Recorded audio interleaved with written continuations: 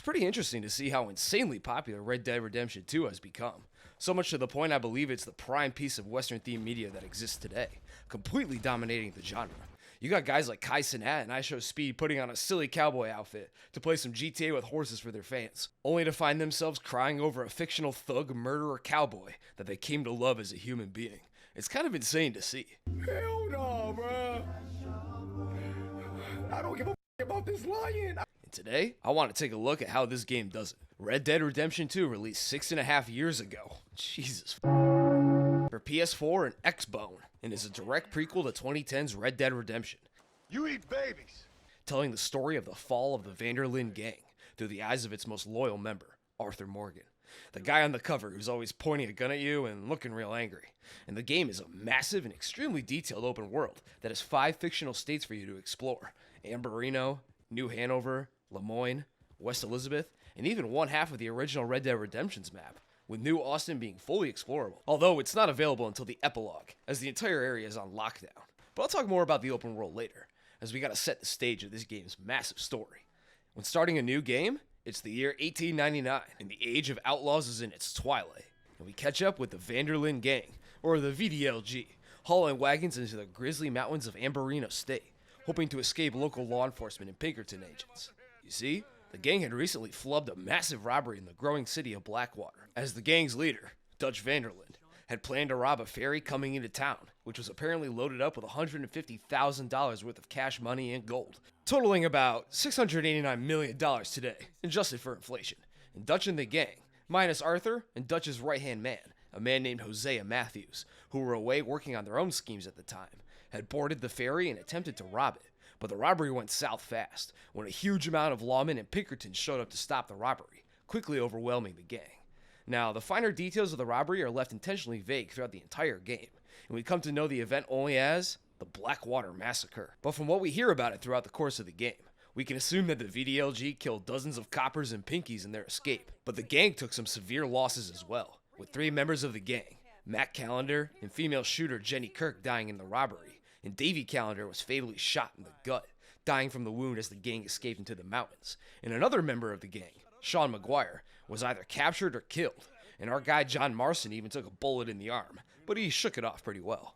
We also learned that Dutch, at some point during the robbery, had shot and killed a civilian named Heidi McCourt right in the melon for some unknown reason, likely in the same way that he did this poor bank teller lady in Red Dead Redemption 1. Making us immediately somewhat suspicious of Dutch's decision-making, and planting some future seeds for his character arc.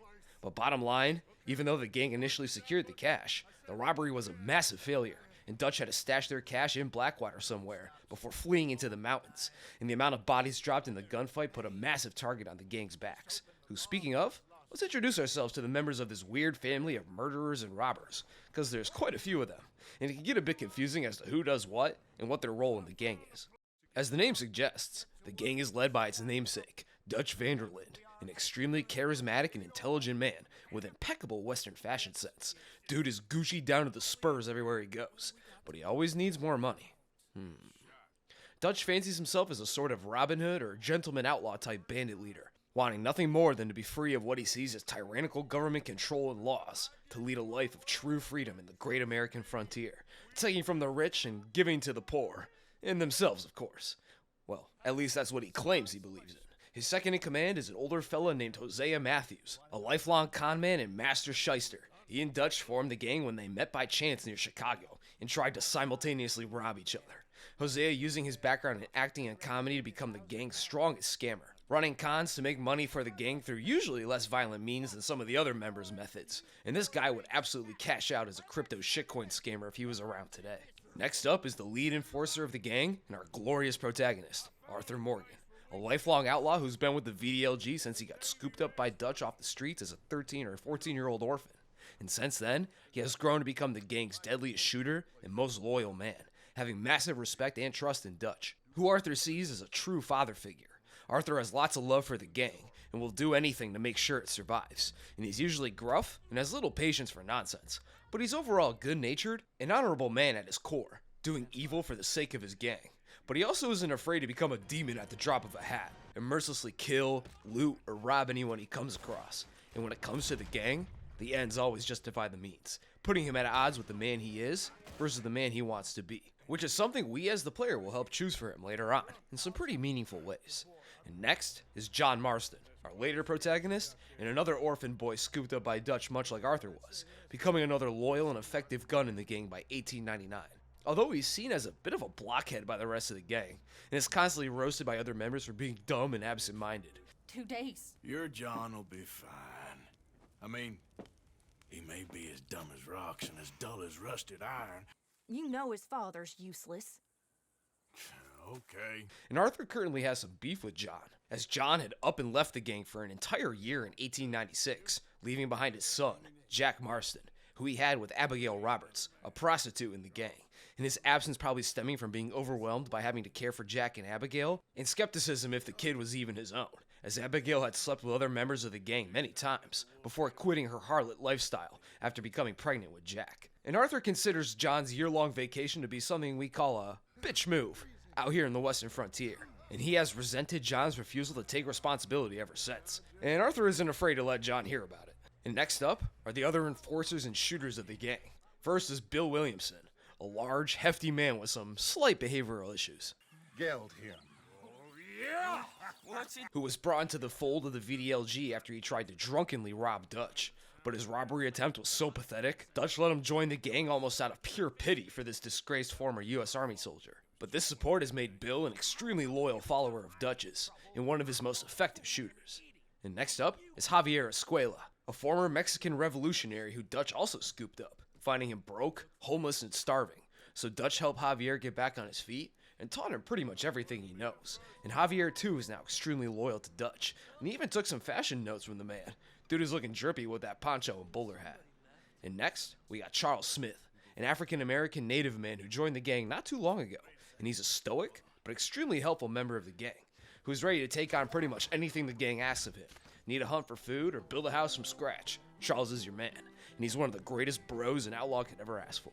And finally, we got Lenny Summers, a young African-American man who joined the gang after going on the run, after he killed some men who beat his father to death, eventually falling in with the VDLG, where he remains as one of its youngest members, and he's always looking for ways to prove himself, and he's just an overall nice young man and a great gang contributor, and also a great drinking partner. And next, we got the non-combat focused members of the gang, who can still up-pole when the need arises, but their roles in the gang are usually more focused on keeping the gang together and operating smoothly. There's Mr. Pearson, the gang's cook and butcher, who you can deliver hunted animals to in camp, and he will make a nightly core-restoring stew for the gang, based on the foods that you give him.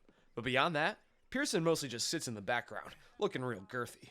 And next, there's Leopold Strauss, a diminutive, rat-like Austrian man who acts like a loan shark to help fund the gang's exploits, giving broke and desperate people shitty loans, and then sending beefy thugs like Arthur to collect when the victims inevitably fail to make their loan payments. And despite his successes fleecing these clueless borrowers, having a guy in your gang act like an evil-ass bank flies in the face of Dutch's supposed noble outlaw philosophies, making us question Dutch's true intention and beliefs. There's also Reverend Swanson, a drunkard, morphine fiend, crash-out priest who's probably the most useless member of the gang.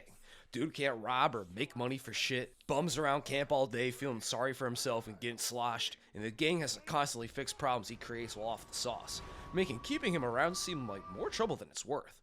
But apparently, Swanson had saved Dutch's life at some point in the past, this debt to him being the only reason the gang still keeps him around.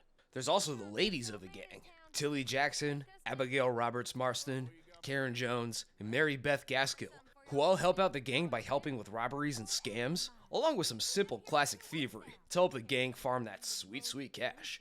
And Susan Grimshaw leads them and acts as a sort of camp manager for the gang, keeping the gang's camps in order, barking out orders, and dishing out punishments when a member acts up. And finally, there's Molly O'Shea, an aggressively Irish woman who is currently in a relationship with Dutch, and she spends most of her time with him, making her isolated from the other women in the camp, as well as the other gang members, as she refuses to get up off her buns and help contribute to the gang in any way, besides making sure that Dutch's knob is spit-shined, and she has an irritating sense of superiority towards the other gang members, due to her rich background, and she mostly just loiters around in Dutch's tent all day, waiting for him to give her that hammer. And finally, the last member of our gang is Uncle, a highly mysterious man. Nobody knows how old Uncle is, what his real name is, where he came from, or if he's even anyone's uncle at all. Uncle spends most of his time lounging around, drinking, and telling dubious stories about his past, very rarely contributing to the gang's schemes due to his crippling case of terminal lumbago. Very serious. But it seems Dutch loves Uncle's presence as a sort of jester or storyteller for the gang, and lets him stay because he's just too funny and entertaining. I mean, come on, it's Uncle, baby. But that's finally most of the gang out of the way, and that leaves only one man left, Micah Bell. A recent addition to the gang, who had saved Dutch's life during a gold deal that went south, making Dutch a big fan of the guy, despite the rest of the gang not really liking him much at all, seeing him as crude, unstable, shifty, and completely untrustworthy, which he is, and they all constantly prey on his downfall. You fall, there'll be a party. But despite his unpopularity with the rest of the gang, Dutch, for some reason, really seems to respect and trust Micah, often listening to his ideas and schemes over those of gang members who have known Dutch for far longer. The Blackwater ferry robbery even being Micah's idea, which was a complete disaster, and Micah exists as the biggest wild card in the entire gang. But with the gang's background covered, let's get back to the story.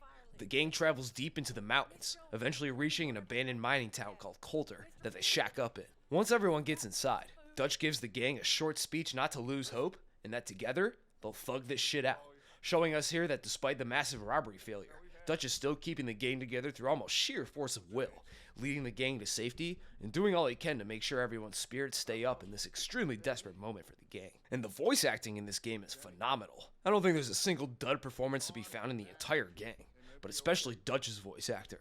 This dude is absolutely killing it, and I think he's the best actor in the entire game. And don't get me wrong, I love Arthur, I'm gonna use some cheese.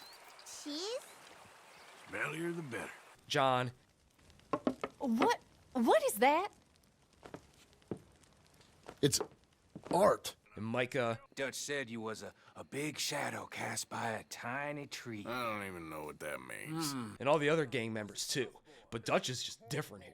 It's one of the greatest performances I've ever heard in a video game.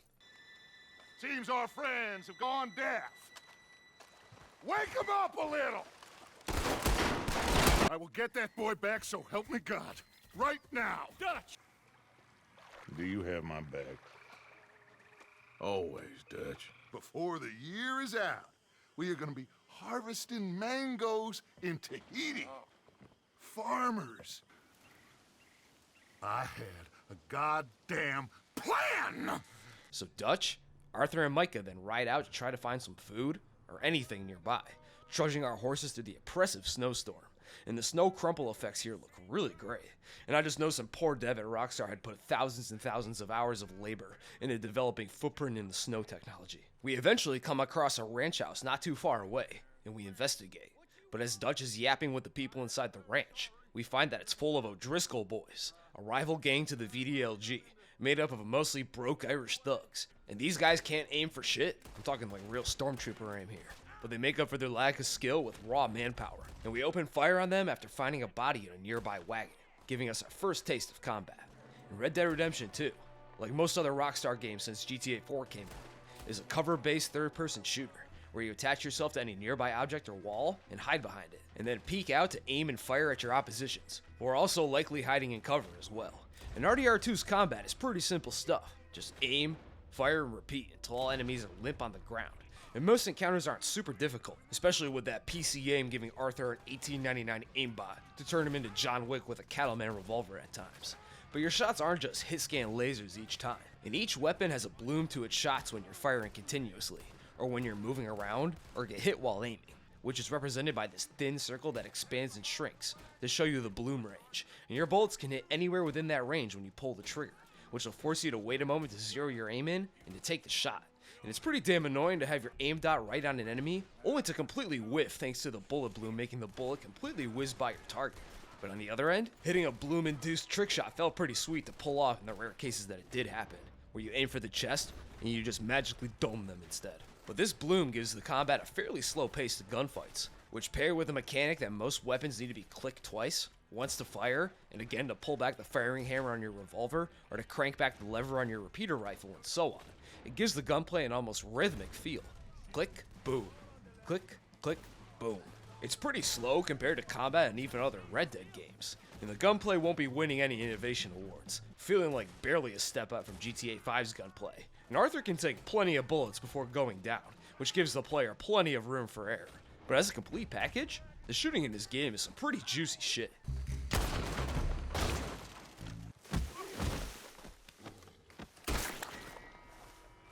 Each shot feels powerful with great sound design and effects, and hitting enemies with non-lethal shots will make them recoil or stumble around before flopping to the ground in a very fluid and natural way. Like, that's probably how I had to react to getting shot too, not gonna lie. Or if you do land that headshot, they'll crumple to the ground in a way so natural, it almost feels a bit too real at times. Like, damn, I almost feel kind of bad for these NPCs I gunned down. They're just so lifelike. They'll react for a short while too, grabbing out where they were shot or recoiling back before going limp and flopping down dead. It's almost uncanny. And snapping in and out of cover is also incredibly smooth and intuitive, and gone are the days of taking cover behind a wall and straight up snapping to it like you got a magnetic body or something. And this has got to be the most fluid and natural feeling cover system I've ever seen in a game yet. Anything from running into and then sliding into cover, popping out to advance forward, or simply moving back from cover to detach yourself from whatever cover you were taking is all incredibly slick and smooth feeling, which are all accompanied by slick and seamless animations to make each fight feel incredibly realistic and cinematic.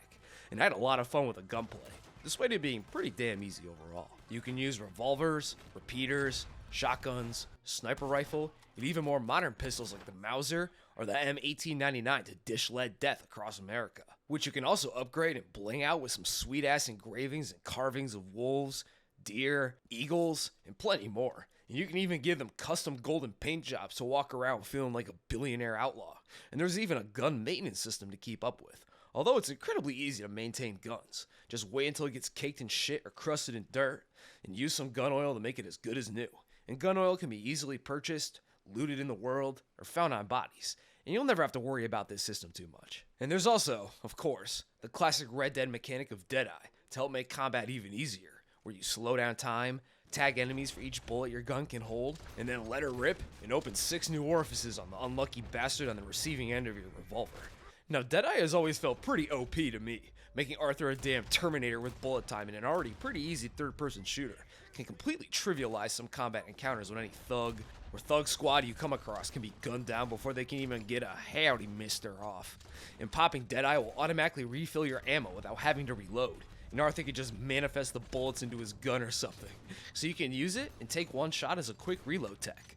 But again, the fantastic sound design and presentation make Deadeye just so much fun to use. And I never really got tired of slowing down time, lining up a perfect headshot, and then releasing that boom on him. Although, I do have one issue with the system, as it seems that there's 2 modes to Deadeye, auto highlight and manual highlight. And the game seems to start on automatic, as you just move your aim dot around to paint targets to hit, but at some point, the game switches to manual mode, and you then have to press Q to manually lock in targets. But I forgot that you need to use Q to lock in your shots, and I just mostly used Deadeye to line up singular headshots. But I didn't mind this too much, and I don't want to make the game too easy now. Come on. And it always felt pretty good to just stare down an enemy, and then delete his entire existence while he helplessly watches in slow motion. But anyway, once these O'Driscoll thugs are wiped out, we investigate the ranch, and loot it a bit for some loose food items, which is another facet of this game's hyper-detailedness, as many of the loot items exist in the game world, sitting on shelves or being found in drawers or cabinets that you can open. And Arthur can seamlessly pick up the items and drop them into his magic bottomless satchel. As long as the object is about the size of his hand, the dude can fit almost anything in there. And busting into random houses and shotgun shacks to swipe anything not nailed down was always fun to do. And after we pick through the place, Micah then finds a hysterical woman in the ranch, who he for some reason tries to scare and chase around the house like a menace. And Micah eventually sets the whole ranch on fire, after he flips a table with a lantern on it while chasing her. Like, what the fuck are you doing, man? Just relax. And we learn that this woman is Sadie Adler, and Dutch comforts her and takes her back to our camp, showing a huge amount of class and respect for the poor woman that reassures our trust in Dutch a bit. But once we bring Sadie back, we then have to go and find and save John, who hasn't been seen in over a day, after he was sent to scout on ahead by Dutch. And we soon find him on this amazing looking mountain, hiding on a cliff from some wolves. And it's here that we learn how John got his iconic face scars. He was attacked by wolves after getting lost on a mountain. And we then get a hunting tutorial with Charles, where we track and kill some deer. And if you love animals, Red Dead Redemption 2 may not be the game for you.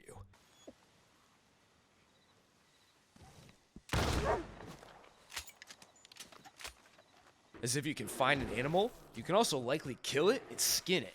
Anything from deer, to snakes, to bears, to cougars, to squirrels, frogs, possums, and more. They can all be hunted and turned into meaty corpses by skinning them. Or Arthur will just jam the carcass in his bottomless satchel if the animal is small enough. And you can donate the animal meat to camp like I mentioned, as well as sell their skins and body parts for some extra cash. And pelts can range in quality from poor to perfect, being denoted by being rated 1 to 3 stars. And it's incredibly easy to get poor pelts, as it seems unless you get a one-shot kill on your hunting target animal, your pelt will be complete dog-ass, full of holes and burn marks or something, and will fetch you a price at the butcher somewhere between jack and shit. So to get better pelts, you need to land lethal headshots only, as well as use the bow and appropriately sized game arrows when hunting. And it works pretty well, but admittedly, I don't do much hunting in this game, as I usually don't have the patience to track and kill animals and collect their pelts, and the cash from hunting usually seemed pretty negligible, mostly only hunting any critters that I came across when I needed a bit of extra meat. But there are legendary animals for you to track, where you gotta pull up to the legendary animal's location and make sure that's the right time of day, which is denoted by this text pop-up telling you that you're in legendary territory, and make sure that this pops up, otherwise the animal won't even spawn in. So you search for it by examining glowing yellow clues using your focus sense, which will slow down time and will highlight animal tracks and other loose collectibles that you can interact with. And you examine these clues until the beast decides to make an appearance, so you can mag dump into it and collect its body parts, which can be sold at a trapper to make unique clothes and gear, which is pretty sweet. But also, it kind of feels like a pixel hunt at times, scouring these pretty decently sized areas for loose poop mounds and broken sticks to conjure the animal into existence. But I mostly just hunted for that juicy meat. Pause.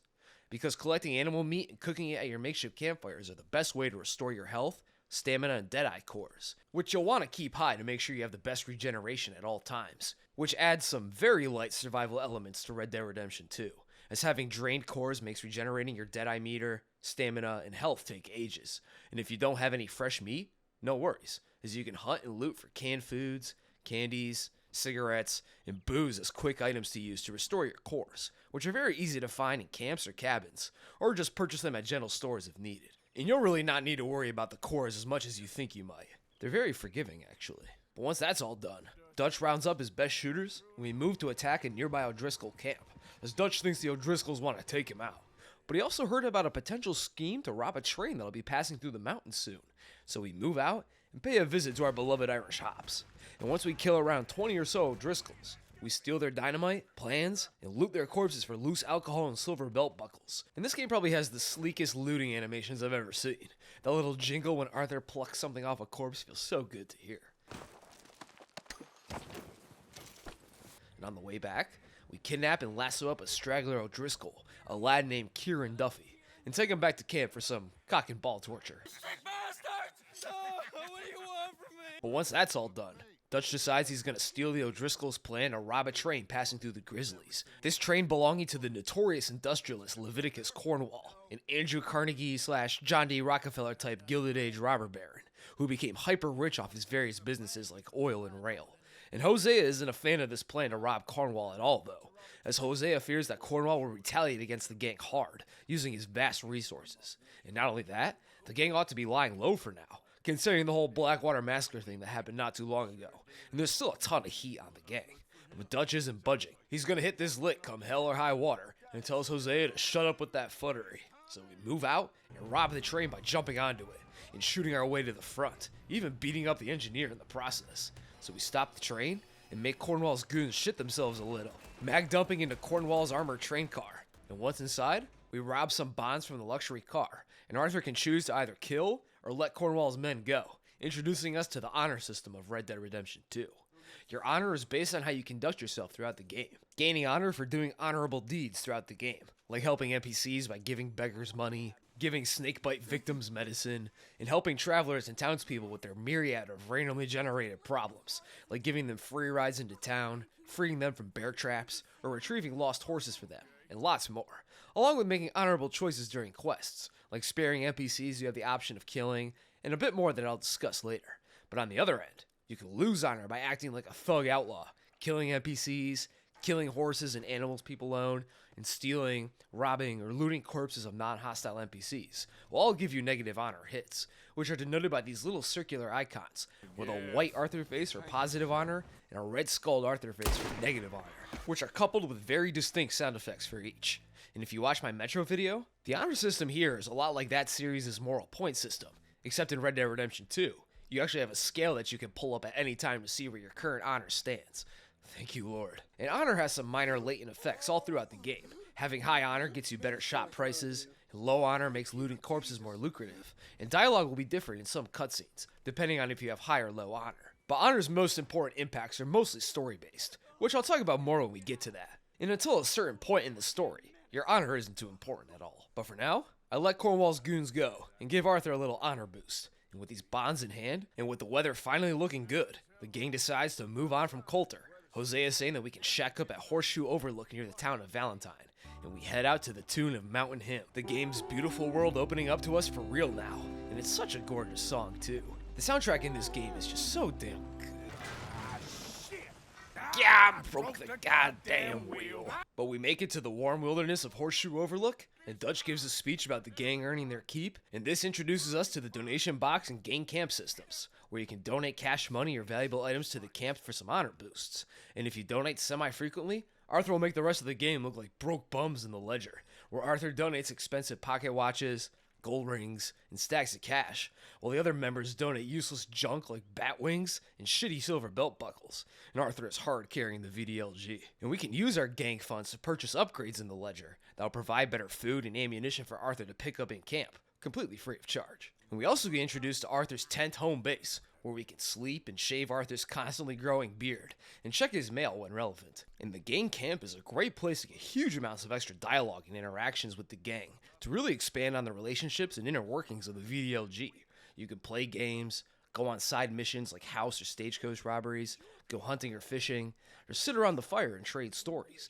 And I even had an instance where Javier rode out to find me and pulled me into a spontaneous mission to free Bill, after he got his oversized ass nabbed by some bounty hunters. And we can even celebrate the gang's rare successes while pounding back beers and milling around the camp. And it really goes a long way in making the gang really feel like a living unit of people, and there's just so much detail involved with it all. Gang members will comment on recent in-game happenings, and it goes a long way in making the world feel even more alive and reactive. Like when I had a therapy session with Tilly, because Arthur felt bad about killing some random NPCs I made him shoot in the face, and he vented to her about feeling bad for all the murder he's been getting up to. Or having a similar therapy session with Mary Beth, because Arthur felt bad about all those drive-by shootings on animals and birds that I had him do.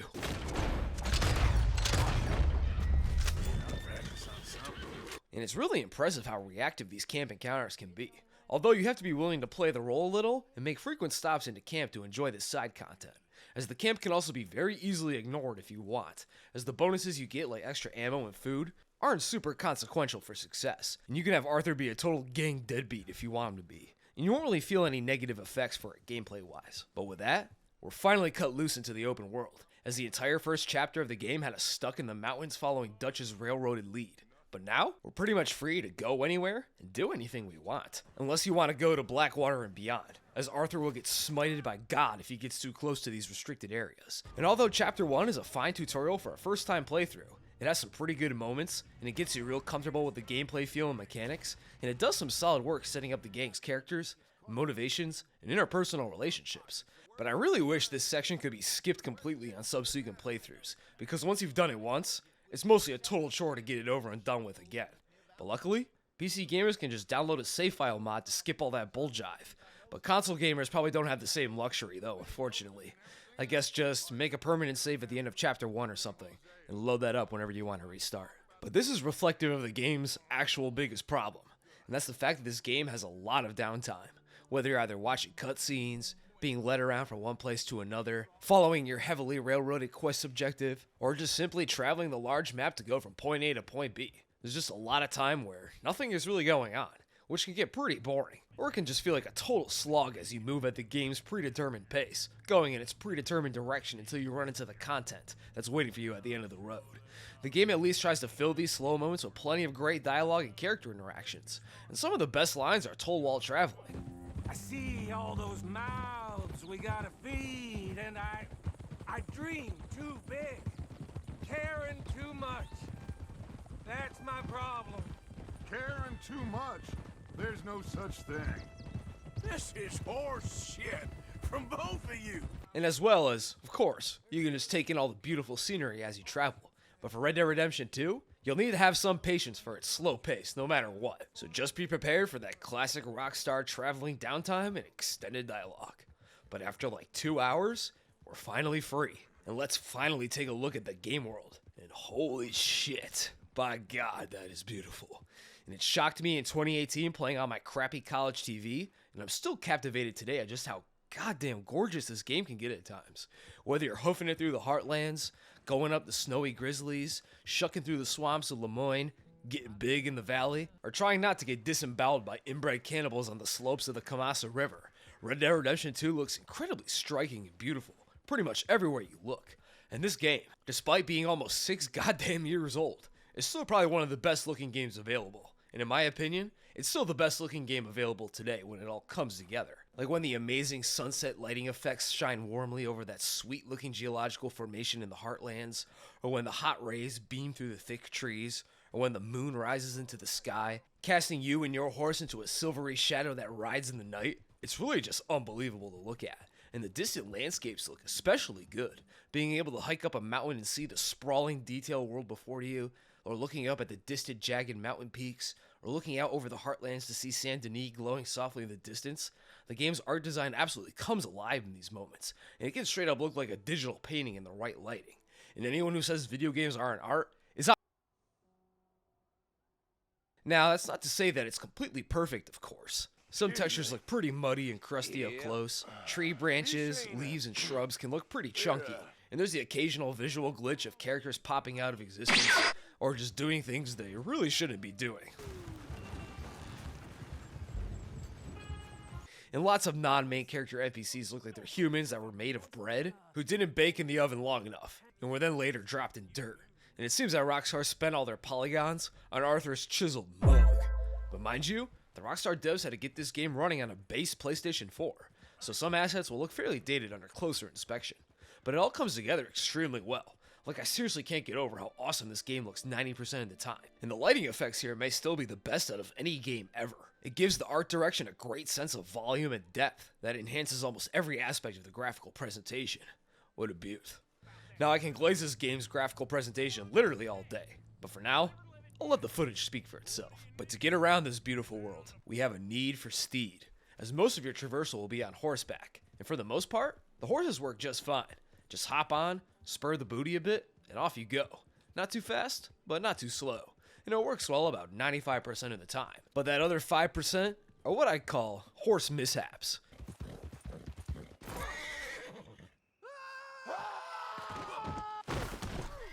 And those can be things like your horse getting a mind of its own and trying to fight against your inputs to move in its own predetermined direction. Or when the horse gets fucked up trying to turn and decides it's horse donuts time and will go anywhere but straight. And trying to dismount your horse at speed only to get knocked out by its momentum and flop over. Or when you're running at top speed and you think your horse will auto-hop a small obstacle only to not and catapult Arthur into the dirt after crashing into something.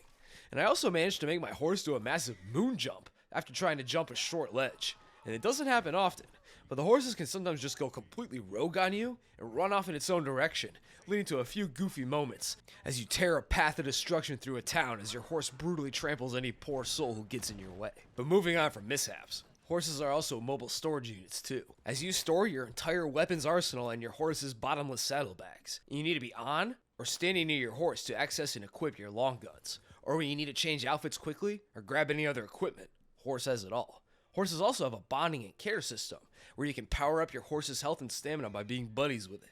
And you increase your bond by soothing your horse when he's geeking out from a predator animal, when you feed it, when you brush it, or just riding it in general. And you'll know you deepened your bond when you see the plus horse icon show up. And leveling up your bond can improve your horse's stats and give them new moves to pull, like a stamina obliterating horse brake slide, or being able to rear up on your horse and make it stand tall. It's nothing super deep, but it does effectively add a layer to horse interactions to make each horse you use feel more special and unique to the player, rather than just being a meat-based stand-in for a car. And it'll make you feel a little bad for your steed when you jump off a ledge and shatter all your horse's bones, because you wanted to save a few seconds on your path. And the horses themselves look pretty good too, And they have some pretty great variety in the types of horses. You can ride anything from a generic brown horse to a Dalmatian-looking Appaloosa horse, and the devs spared no expense on horse details. You can see their muscles moving while sprinting, their glossy fur catching the light to match their movements, hyper-realistic horse shitting mechanics, and you can give your horse's mane and tail different hairstyles.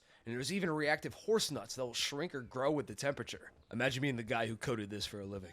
But speaking of these types of deeper interactions, Red Dead Redemption 2 introduces a full interaction system that's tied to the right trigger that you can hold down to focus in on any nearby people or animals you come across, which opens up a context menu to interact with the NPC, where you can greet them. How do you do? Howdy, mister. Or be a dick for no reason, or just straight up mug them for all they got, if it's a normal NPC just minding their own business. But if you encounter an NPC in trouble, like their horse died, or they suffered some kind of injury, you can choose either help or ignore the NPC from the menu. And now acting as a horse Uber for these NPCs may not sound very appealing or exciting, but I recommend you help out any of the NPCs that you come across, because you won't know what may happen with these freaks of the frontier. The NPC you give a ride back home will more than likely have their own story to tell. You can get a full story on how the NPC got to this point in their life. And I was getting pretty invested in these random characters' life stories during my horse Uber shifts. Or how about when this NPC flagged me down in the bayou, who said his house got attacked by some outlaws, and he recruited me to help. So I went to his shack, and I saved his wife from two thugs who tied her up, and I freed her, and I took the bodies out to get her to relax a little bit, and she then gave me a reward from their hidden money stash. Nice. Or when I found a guy who had a fucked up infected arm in the bayou. So I took him to the doctor in Saint Denis, and the doctor sat his ass down, examined him, and decided that he needed to amputate, and then sawed his fucking arm off to save his life, all in one seamless sequence. And I was impressed at how deep this seemingly unremarkable encounter went. And it really makes the world of Red Dead Redemption 2 feel alive and reactive in a uniquely natural way, which is one of Red Dead Redemption 2's greatest strengths, as all these random encounters feel so seamless and natural, whether you're getting jumped by enemy gangs, running into mad preachers, saving people from animal attacks, stumbling across this fucking thing, or this fucking thing, or even sneaking into your house and watching all the people inside pass out drunk after playing poker, so you can then quietly slip in and rob the place. It's just all so natural and slick. But my absolute favorite part of the world is just how weird and unsettling it can get.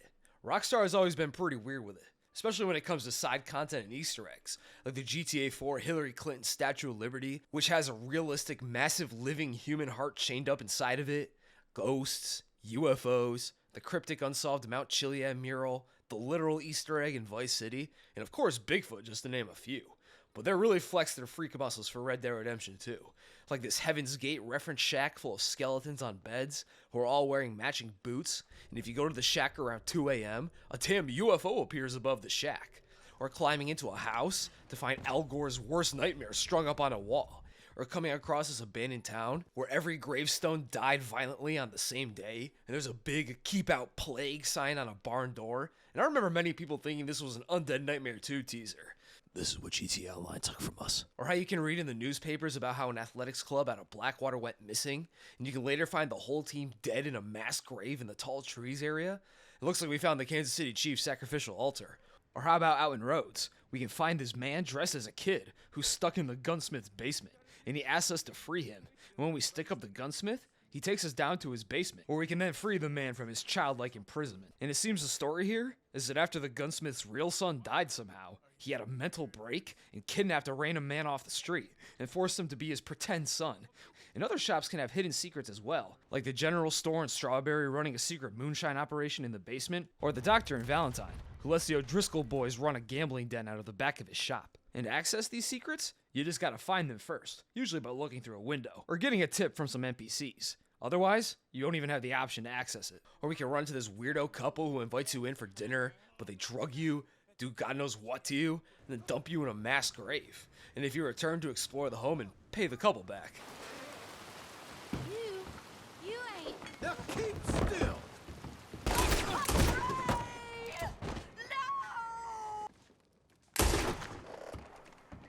You can find the skeletal remains of their mother in a cabinet, alongside frantically scraped paintings of her, revealing that these two had likely killed their family and began a degenerate, incestuous relationship where they trap, drug, and kill travelers who get lured in by them. There's also another swamp shack where the most Cletus-looking motherfucker in existence knocks you out and does God knows what to you before dumping you on the roadside. Like, are you fucking serious, bro? Or what was this guy doing with that sheep? There's a wedding ring on its body. Come on, man. Or how about the feral guy who runs around in the woods naked? Or there's a haunted woods where trees whisper to you on the wind, and there's an honest-to-God ghost wandering the swamp area at night. There's a damn ghost train, too. And I mean, does metal have a soul like that? There's also a Nosferatu-looking vampire who prowls the Saint Denis streets at night. Although you need to find his 5 mysterious pages to get him to appear. He's stealing Slenderman's whole bit here. A glowing pentagram appears under a shack in Butcher's Creek. Looks like we found the Mahomes' ancestral estate. And plenty of other odd locations and objects. But it's kind of funny when Arthur will find an inhuman corpse with a mutant face and arm, and just goes, curious, and then scribbles what he found in his journal, and moves on like it's business as usual. Or how about the mystery of Princess Isabeau Katharina Zinsmeister, as we learn through wanted posters throughout the game world. A young Luxembourgie, whatever the hell you call people from Luxembourg. Princess had disappeared into the wilderness 15 years ago, but curiously, she cannot be found anywhere in the game, although there is an adult NPC version of her that can be spawned in using mods, leaving the RDR community confused on what content she was a part of that must have ultimately been cut. And there may have been a mission to encounter or find her, but it must have been scrapped for whatever reason. And there's also, of course, the British guy you find all over the game, incessantly looking for his buddy Gavin, but he can never find him, and you can find him 8 years later in the epilogue, looking much more strung out and disheveled, but still looking for Gavin, saying that Gavin has been lost for years, and that he's been searching for so long, he can't even remember what Gavin looks like. So was Gavin even a real person, or was he never real, and was just an imaginary friend conjured up by the schizoid mind of some British guy? Despite no resolutions to these side stories to be found in the game, I like the mysterious aura these unsolved mysteries bring to the game. It reminds me a lot of other Rockstar game urban legends, like the Sasquatch of San Andreas, or the Ratman of Liberty City. And it's just so fascinating to speculate on what the devs' original plans for them may have been. And on top of all of that, enemy gangs like the Murphy Brood, Skinner Brothers, and Night Folk of the Swamps make their areas even more highly unsettling to explore, as you don't know when an inbred cannibal murderer may jump out and attack you. And the Lemoyne Swamps are just pure nightmare fuel when it's dark out, along with plenty other examples. It gives the open world, despite its immense natural beauty, a real underlying sense of unsettling creepiness that I found to be really engaging and interesting, and it pulls me even deeper into this world. I mean, exploring a beautiful hillside, and then finding and entering a cozy little cabin, only to find it full of the rotting corpses of an entire family. Mom, dad, grandma, grandpa, and child all slumped over dead and rotting. And upon closer inspection, you can notice that their furnace's pipe is broken. So it's possible that the cracked pipe filled the cabin with smoke and suffocated the entire family. Or take this other locked cabin with 2 dead children inside, and by reading notes in the cabin, we learned that the kid's mother had left to look for supplies, and had told them to lock up the cabin and wait for her return. But it looks like she never made it back. It's just masterfully macabre world building that hits you like a damn truck when you least expect it, and I absolutely love it. It's a cruel, cruel world indeed. And finally, we can experience plenty of weirdness doing the available side quests, which are in the form of stranger missions, where you meet an especially kooky character and help them with their problems. One example being to help an arrogant Serbian inventor create a robot son in a bizarro version of Frankenstein, only to return later to find him dead, with the robot found far away in the Grizzly Mountains, sitting alone, covered in blood, and quietly saying "Papa" to himself. Sorry, kid. Or a quest to find a loose serial killer who brutally maims and strings up his victims' torsos around the map, helping the ironically named Mr. Black and Mr. White evade the law, help a legless veteran with his horse, and then help him hunt some crazy creatures near his home, like a giant fish he calls the Tyrant out of his local pond in the world's longest fishing reel battle in history. Like, holy shit, this took a while. Or helping this lady wrangle her freak show stars, a massive lumpy-headed man named Bertram, and a magical dwarf named Magnifico, who we have to chase around as he vanishes into differently colored puffs of smoke. Or helping some poor old drunkard get his work things back from his foreclosed house, only to find that the man was a former slave catcher. And I think after learning this, killing him will give you an honor boost, which I think is the only time you actually gain honor for killing an NPC. But it's deserved, and his whole body burned up in his bonfire as an extra fuck you.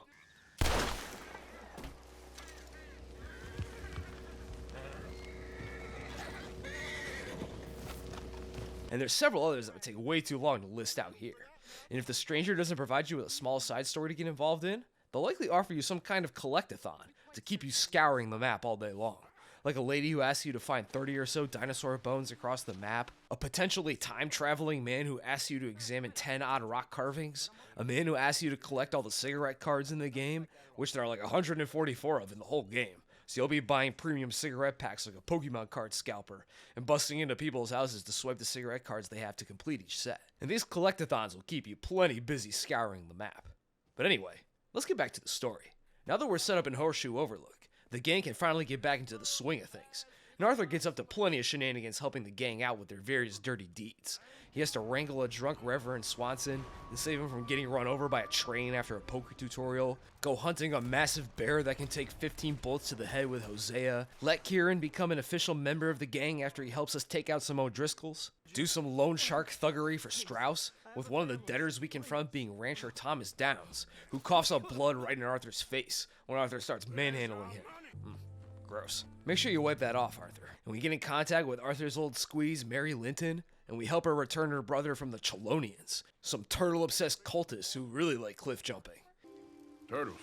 Yeah, turtles. Hey, you love turtles. I love them too. Turtles. And at camp, we run into a frantic Lenny, who says that Micah got himself arrested after getting drunk off his ass and shooting a man dead in the town of Strawberry for seemingly no reason. And it sounds like the whole town will hang him soon if they don't bust him out, with Lenny just barely escaping the lawmen. Arthur hopes Micah swings on that rope, And there's talk of hanging him. Here's hoping. Arthur, what? but Dutch voluntells him to go free Micah because Dutch is convinced that Micah is just a really great dude deep down, despite all the evidence to the contrary. And Dutch can't go anywhere near Strawberry himself, as he'd be recognized almost immediately for his shenanigans back in Blackwater. But first, we go to the saloon with Lenny to help him relax and blow off some steam for being forced to hang out with Micah for one day, which kicks off one of my favorite levels in the entire game. The drunk Lenny hunt and the line dance are just pure kino. Hey, buddy. There you are, Lenny. Do I look like a Lenny to you? What? I said, what did you say? Get lost, buddy. Shut up, mister. Yeah, shut your mouth, mister. But once we're done partying with Lenny, we actually have to go and bust Mike out. Damn. And we use this machine to pull the wall off the Strawberry Sheriff's jail. But instead of bailing out of the town right away, Micah decides it's get back time instead and starts shooting up the entire town. And we're forced to help him murder half the population of Strawberry. Micah then stops at a small house, callously kills the owner and his wife, and emerges with his cool pinkish gripped revolvers. Bro just shot up this entire town just to get his pieces back. Dude is moving like King Von. Goddamn. But as a reward, Micah gives us a pelvic holster that allows us to now dual-wield pistols or sawed-off shotguns, doubling your pistol fire rate at the cost of accuracy. So that's at least something. We'll also be forcibly given a bounty during this mission, as Micah's impromptu mass executions of Strawberry's population is frowned upon by the law. And when you commit a crime, it won't be immediately reported like in GTA, when the cops just appear nearby after you do something illegal. Someone has to actually witness and report your crime for the law to start chasing you. And if you act fast enough, you can either kill or intimidate the witness NPC to prevent them from reporting you. And it's fun to scare the pants off an NPC by tackling them and then putting them into a chokehold. But if they do escape and set the law on you, it's nothing too special. Lawmen just spawn in large areas and pursue the player with deadly rage until the wanted bar runs out, like any other Rockstar game Pursue, and will leave you with a bounty if you get away. But no worries, if being a wanted man is giving you some anxiety, just head to the nearest post station and you can pay it off via mail, so you can be cleared of murder by slipping the clerk a $20 bill. But if you played the game like me, mostly staying out of trouble and making any would-be witness shit their pants, run-ins with the law were pretty few and far between. Later on, after Arthur scares off some hoes in Valentine's saloon with his El Riz, Ain't that a nice way to talk to a lady? Oh, I didn't know I was talking to a lady. Excuse me. and gets into a fight with this burly bisexual man. Come on, pretty boy. Pretty boy? You're kidding me. Pretty boy? The unarmed combat in this game is okay, I suppose. You can only punch or block, and the best way to win any brawls is to block and then immediately counterattack when they punch you, as enemies will most likely block any punches you throw as well. But once he's beaten into submission, we find Dutch on the streets of Valentine, accompanied by Josiah Trelawney, a British conman who works as a sort of affiliate of the VDLG, a part-time member if you will. He shows up almost at random to give the gang leads and support on potential scores, but will often vanish and leave the gang to go to God knows where. But he usually pulls through for the gang when he does appear, so most of the gang members like the bloke. And Trelawney is here to tell us that while he was hanging around Blackwater looking for the gang, he heard that some bounty hunters had taken Sean McGuire hostage after he went missing during the Blackwater massacre, and they're trying to negotiate a nice bounty price for him. So we go upstream and free Sean, and with our favorite Irish gunslinger back home, maybe things are actually starting to look up for the gang.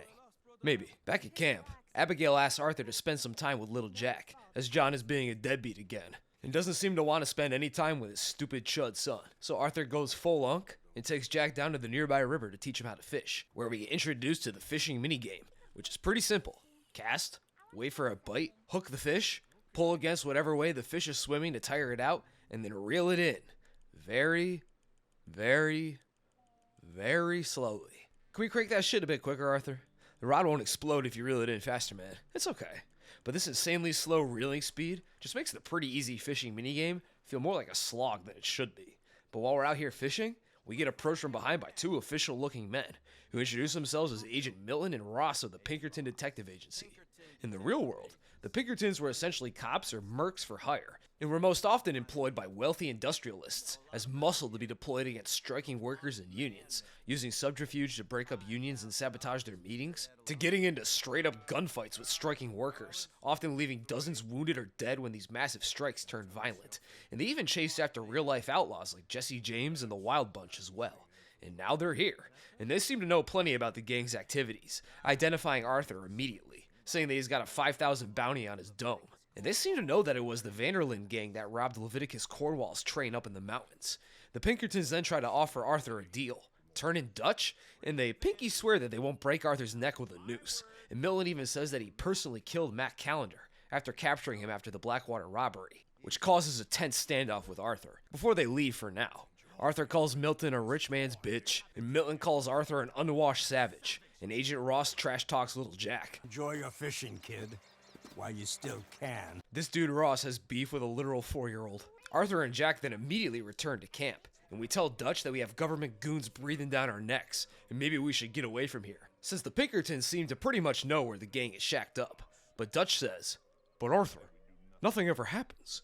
And Dutch thinks the Pinkertons are just trying to bait the gang into making a mistake or a rash move, and Arthur has to agree, although it's clear Arthur is still real nervous about the situation. So with the Pinkertons confirmed on our trail, let's go rob a train with John, Charles, and Sean, using an oil wagon stolen from Leviticus Cornwall again, to force the train to stop. But this is a pretty great level, robbing each train car rider one by one, and then leaving 15 lawmen dead after a gunfight on the train was a brutally good time. Pure rockstar. Later on, after rustling up some sheep with John, we meet up with Dutch chilling in a saloon in Valentine. But while we drink with the boss man, we hear someone outside shouting for Dutch to come out, and we find that it's none other than Leviticus Cornwall himself, here in Valentine to personally confront Dutch for robbing his train. Damn, he really took that shit personally. Maybe it was his favorite train car or something. But if he's willing to come in person just to square up to Dutch, he'll probably just spend whatever money it costs to destroy the gang completely. And this confrontation causes a huge gunfight in Valentine to break out between us and Cornwall's men. And we have to use a wagon as mobile cover to push through Valentine and escape like we're shooting our way out of damn Vorkuta, leaving dozens dead and bleeding in the streets before we escape. And now it's clear that the gang can't stay around here anymore. Cornwall found Dutch with his pants down, and now Arthur has shot up 2 towns just this week. So with the long arm of the law reaching out and almost yanking our nuts and buns clean off, Dutch sends Arthur and Charles to go out and look for a new place to make camp. And after rescuing a German family and recovering their dad from a gang of outlaws, we find our next camp spot, Clemens Point in the southern state of Lemoyne, a small hidden peninsula on Flatiron Lake, which starts chapter 3 of our story. Now, I haven't mentioned it up until this point, but Arthur has been keeping a journal of all that's happened recently, and he also fills it with illustrations of animals you examine, side quests you do, and examinable POIs that you can come across, and it's a really awesome addition to the game. Arthur is kind of cracked with the pencil, and he has some rough but honestly very pretty artwork and sketches of most missions and locations in the story that you can skim through at any time if you want to enjoy the art or get a refresher on what's happened so far. And the journal helps a lot in making Arthur even more charming to the player if you take the time to read his journal and look at all the loving artwork. But now that we're settled in our new swampy digs, we speak to Dutch, who seems to be in pretty high spirits all things considered, and gives Arthur a little mini speech about his vague ideals for a better and truer world. But Arthur is feeling pretty unsure about it all, as the gang is still being hunted by the men of civilization, and all they seem to do is rob and kill for their own selfish gains, and they seem to be heading straight towards disaster, just barely escaping Cornwall and his thugs. But Dutch handwaves Arthur's concerns, and they ride out with Hosea to check out the local area. And these southern swamps, plantations, and old battlefields are a pretty unique setting for the western genre, which are usually set in arid deserts of some kind. So we ride out and stumble upon a prison cart driven by Sheriff Gray, who works out of the town of Rhodes, and in his cart sits Josiah Trelawney. Looks like the bastard got nabbed somehow after he helped us free Sean, and Dutch introduces himself as Hoagie McIntyre. But while he speaks to the sheriff, the outlaws in their prison cart pick the lock and escape onto a nearby train, and Arthur and the deputy make chase and recapture the outlaws in another fun train-based level. Idiot! And once they're captured, we ride off into Rhodes and lock up these rapscallions, and we find Hoagie getting all buddy-buddy with Sheriff Gray, and we even convince Gray to let off Trelawney scot-free. And in Rhodes, we get a better picture of the situation. The town is controlled by two rival families, the Grays and the Braithwaites, two old plantation families who have a generational beef that's been going on for so long. The reason why the two families despise each other has devolved into myth and rumors, each side accusing each other of stealing gold from the other at some point in the past. And this feud has Dutch seeing dollar signs, so he asks Arthur to make contact with the Grays and see what he can learn.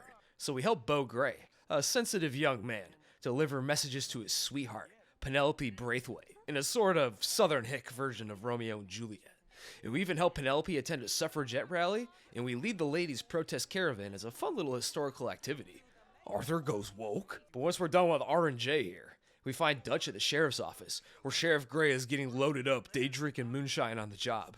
And after he stumbles out, Dutch says that he made Arthur and himself honorary Rhodes deputies, and hopes to gain the trust of the Grays and Braithwaites. Although again, Arthur isn't a fan of getting this deep into bed with the Grays so quickly. But to help the Grays, we help them shut down a moonshine camp owned by the Braithwaites out in the swamps, and we hog-tie up all the moonshiners, blow up their equipment, and gun down some Lemoyne Raiders who came to collect the moonshine. The Lemoyne Raiders being a gang of outlawed former Confederate soldiers that infest the Lemoyne and Rhodes areas like cockroaches. Their butts still glowing red from the belt to ass the Union gave them in the war, and they're trying to keep the fight going by any means necessary, which usually means robbing travelers, moonshining, arms dealing, and plenty of other forms of robbery and murder. But we gun them all down, and Gray's deputy even gives us the moonshine card as a reward for our hard work, after we ask him nicely. And back at camp, nothing short of a miracle happens. Uncle actually did something, and he has a lead on a wagon we can rob. But when we rob it, we learn it belongs to Leviticus Cornwall again. So after we rob it, a small army of his goons appear, and we have to fight them off in a sweet moonlit barn-burning shootout. But after that, we link up with Hosea and deliver the moonshine we appropriated from the swamps back to the Braithwaites, to try and sell their own booze back to them as a bit of a power move. We meet the ghoulish Braithwaite matriarch, Catherine Braithwaite, who instead tells Arthur and Hosea to go give the moonshine away for free at the Rhodes Saloon, to go cause the Grays some trouble. And Arthur pours up moonshine for the entire bar, acting as a mute simpleton at Hosea's request, until more damn Lemoyne Raiders barge in looking to get their stolen shine back, but Fenton ain't afraid to uphold. Later back at camp, we find Dutch and Micah scheming together, which is a very bad sign, and they reveal their plan to rob both families by doing their dirty work for them, and then finding and stealing their mythical gold and other loot in the ensuing chaos. Well, hopefully. Hosea hasn't been able to locate any plantation gold yet. Dutch even has a bit of a personal investment in this scheme, as he has a stark hate boner for Southerners and ex-Confederates, as his father was killed in Pennsylvania while fighting for the Union Army, his father's death being a direct cause in his decision to run away from home and turn outlaw. Arthur again thinks this scheme is too risky to even try. The gang is still red hot and have lawmen in 3 states still hunting for them, and we aren't really familiar with the area or how the people here think and operate, or if the gold is even real or if it's just a myth. But Dutch gruffly dismisses Arthur's concerns and tells him to get his ass to work. Cause I mean, how hard could it be to play two hick families against each other, right? But in the meantime, we shoot up an abandoned plantation called Shady Bell with Lenny, and steal a bolt-action rifle shipment from more Lemoyne Raiders. We rustle some of the Braithwaite's horses for the Grays. The Grays rustlers absolutely scalping John and Arthur on the horse sales, giving them only a few $100s for the horses, when they were promised a few thousand for them. We saved Trelawney from some bounty hunters who came looking for him due to his association with Dutch's gang, forcing us to play lethal hide-and-seek in a cornfield. And we even go back and rob the bank in Valentine with Bill, Karen, and Lenny. And I have Arthur crack open each safe by hand like he's Catwoman or something.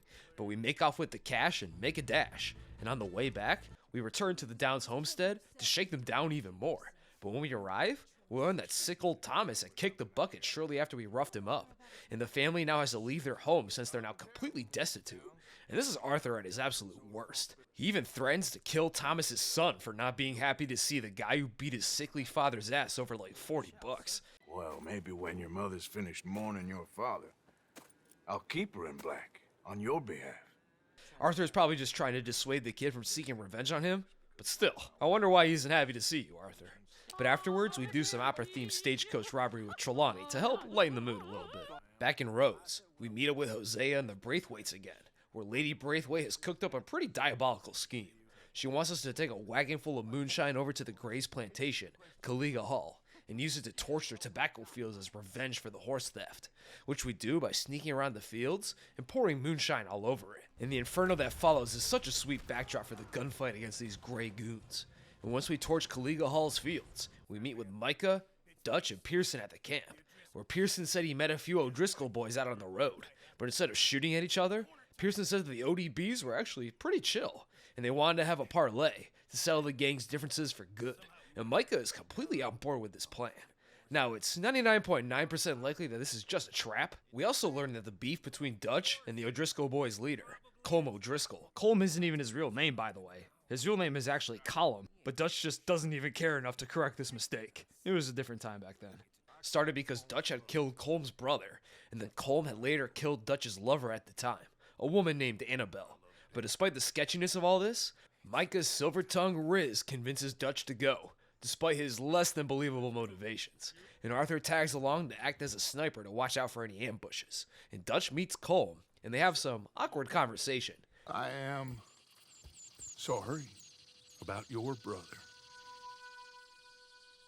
Yeah, well, I never liked him much. I liked Annabelle.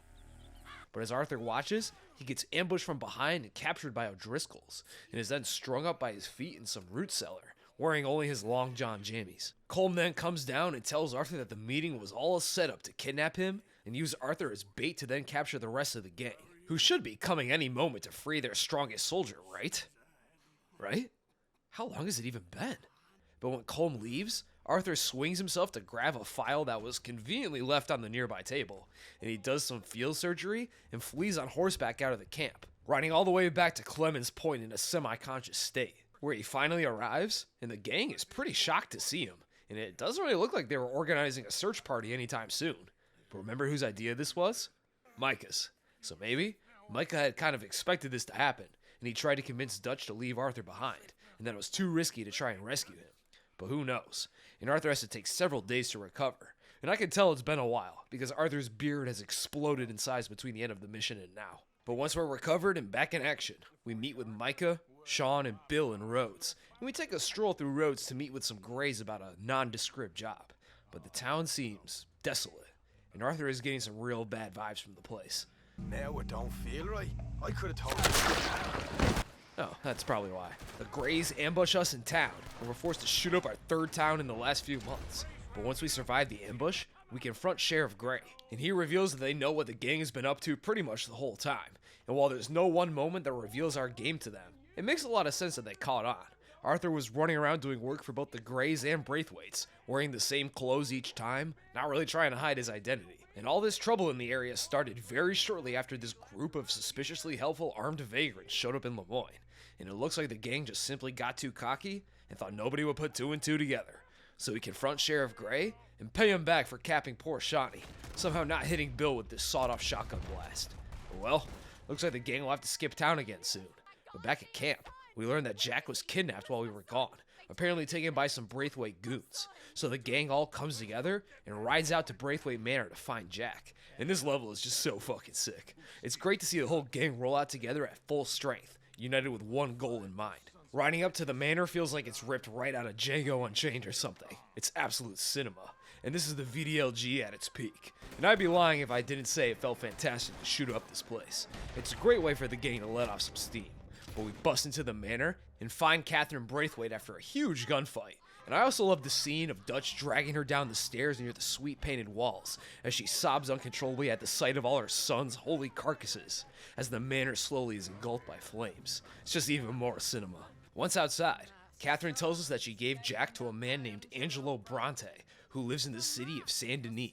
So it looks like we'll have to dive deep into the belly of civilization to save our boy Jack. Also, Catherine Braithwaite then runs back into the burning manor at the end of the cutscene. And if you revisit the burned out ruins of the manor later, you can find Catherine's meaty burnt corpse inside, and you can loot a nice brooch off her too. Yucky. But back at camp, we sit and ruminate on the huge mess we've made. But then, Milton and Ross saunter right into camp. The Pinkertons are getting cocky now, and they ask Dutch directly to turn himself in and tell all the other gang members to go get lost and give up their outlaw lifestyle for good. But Dutch then moves to turn himself in all dramatic-like. But all the VDLG members then pull out their big irons and tell the agents to take a hike, showing that despite all the trouble and chaos the gang has gotten into recently, the gang still believes in Dutch, and they still have his back. Well, at least for now. But we still gotta pack up and move, and we decide to shack up in Shady Bell that Arthur and Lenny shot up a few missions back. So we go there, clear out more straggler Lemoyne Raiders, and once the gang is settled, we ride out with Dutch and head into Saint Denis, starting chapter 4 of the story.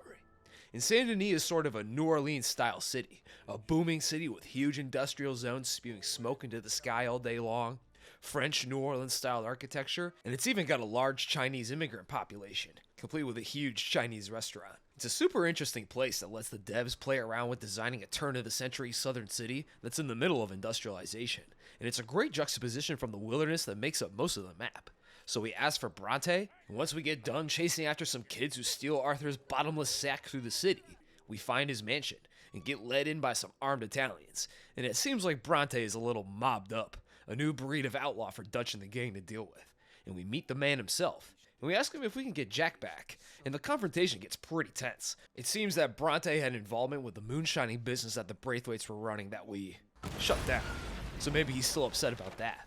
But then suddenly, Bronte decides he likes the cut of Dutch's jib, and he immediately chills out and shares some laughs and drinks with the guys. And he then says that he'll make a deal. He'll return Jack to us if Arthur and John help him stop some grave robbers who have been breaking into the Saint Denis graveyard. So we go and do just that, having a spooky-ass shootout with these highly motivated grave robbers. And once the job is done, we escape from cops who come looking for us. We head back and we find Jack all well and good. Jack was treated very well by Bronte, thankfully, and Dutch seemed to have really hit it off with the guy while we were gone, and he says that Bronte invited them to a high-class party in the city. It seems that Dutch and Bronte really bonded over their shared love of being criminal shot callers or something. So the 4 gang members who decide to go to the party are Dutch, Hosea, Arthur, and Bill Williamson of all people. I mean, the guy has the class and refinement of Karl Malone on a high school campus. But apparently, originally, Javier and Molly were supposed to go to the party, as there exists party clothes for them in the game files. And I wish that they kept Molly in this mission, or swapped Bill for her, as we barely see her for most of the game. And this setting will be well suited for her character. And maybe we could have gotten a better look into her and Dutch's relationship, and develop it a bit further for what happens later. But anyway, we arrive, and the who's who of Saint Denis are here. The mayor, Henri Lemieux, Alberto Fusar, the owner of a massive sugar plantation on the Isle of Guarma that's off the coast of Cuba, and even the chief of the Wapiti Indians, Rains Fall, and his son are here to try to speak with the mayor, with not much success. But Bronte is acting like a god-tier asshole, shitting on the Indians for being exploited by dumbass Americans, and he heavily insinuates right to Dutch's face that he and his boys are nothing more than cow-fucking unwashed killers. You long for the days when you could shoot each other and screw cows out on the open range. Those sure were the days. But when Dutch mentions that they need some money, Bronte gives him a little tip that there may be lots of cash stored in the Saint Denis trolley station. So we mingle with the crowd, meet the mayor and save him from a drunk prick, and steal a document from Leviticus Cornwall to the mayor after sneaking through this amazingly detailed and ornate mayor's mansion. We then link back up with the fellas, and we discuss what we found. Hosea says that we can rob the Saint Denis bank. There's the trolley station, of course. And Dutch mentions a high-stakes poker game being held on a riverboat that we can infiltrate. And that paper that Arthur found, too. And I first move on the boat-based poker game and get Gucci'd up with some help from Trelawney. And Arthur has to pretend to be a rich oil baron for this heist. And they've got a good scheme cooked up for this one. Apparently, Trelawney had paid off our dealer, and Strauss will be sitting behind the table within our view, where he can see our opponent's hand. So we have to look at Strauss and see if he's nodding or shaking his head to see if we should play or fold the hand. And by following his cranial movements, we fleece the balls off our opponent and collect his watch and cash with only minimal trouble. Shit, let's hope no one heard that. But when we return to the boat, the guard who Javier stole his uniform from barges in and tells everyone to shoot Javier, and shit immediately goes sideways. But the comedic timing here is impeccable. But I have the good manners to keep my mouth shut. There he is! Shoot that man!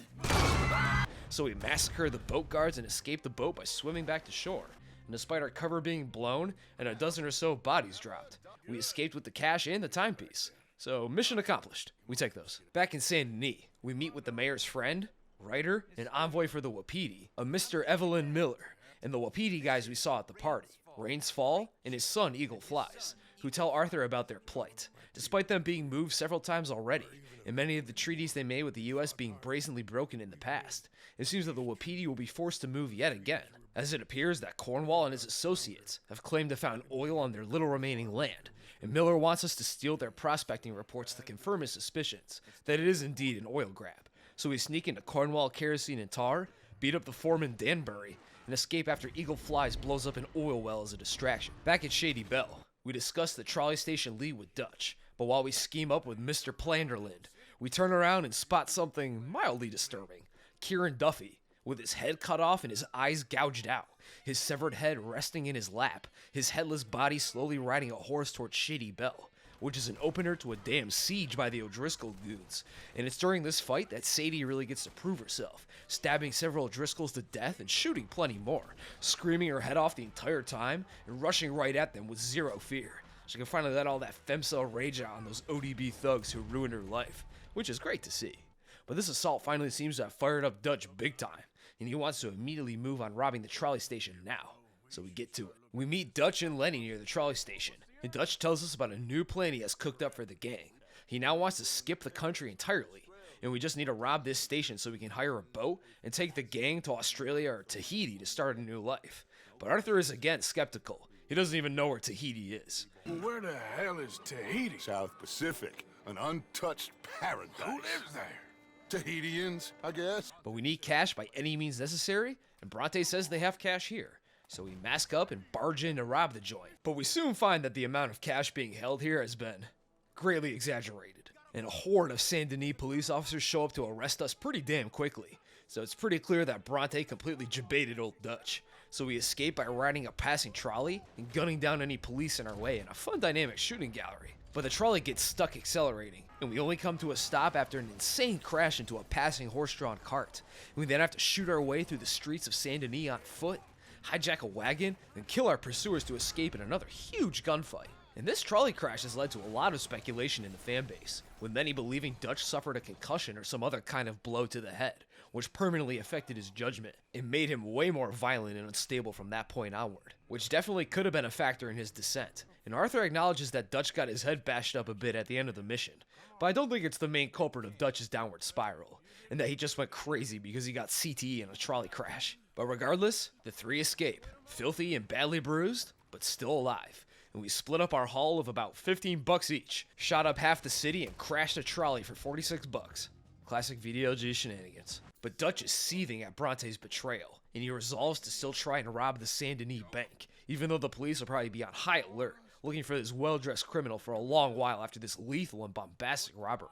But it doesn't matter. The money is still needed for that boat to Tahiti.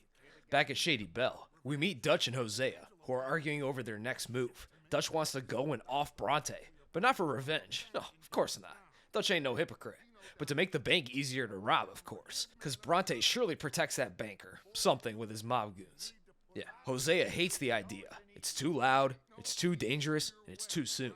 But Dutch disregards his concerns, and even says that this bank robbery will be the last job they ever pull, and they'll be farming mangoes in Tahiti before they even know it. Seems like wishful thinking, to say the least. But Arthur reluctantly goes along with it, despite how insane the plan sounds, and the fact that most of Dutch's recent schemes keep blowing up in his face.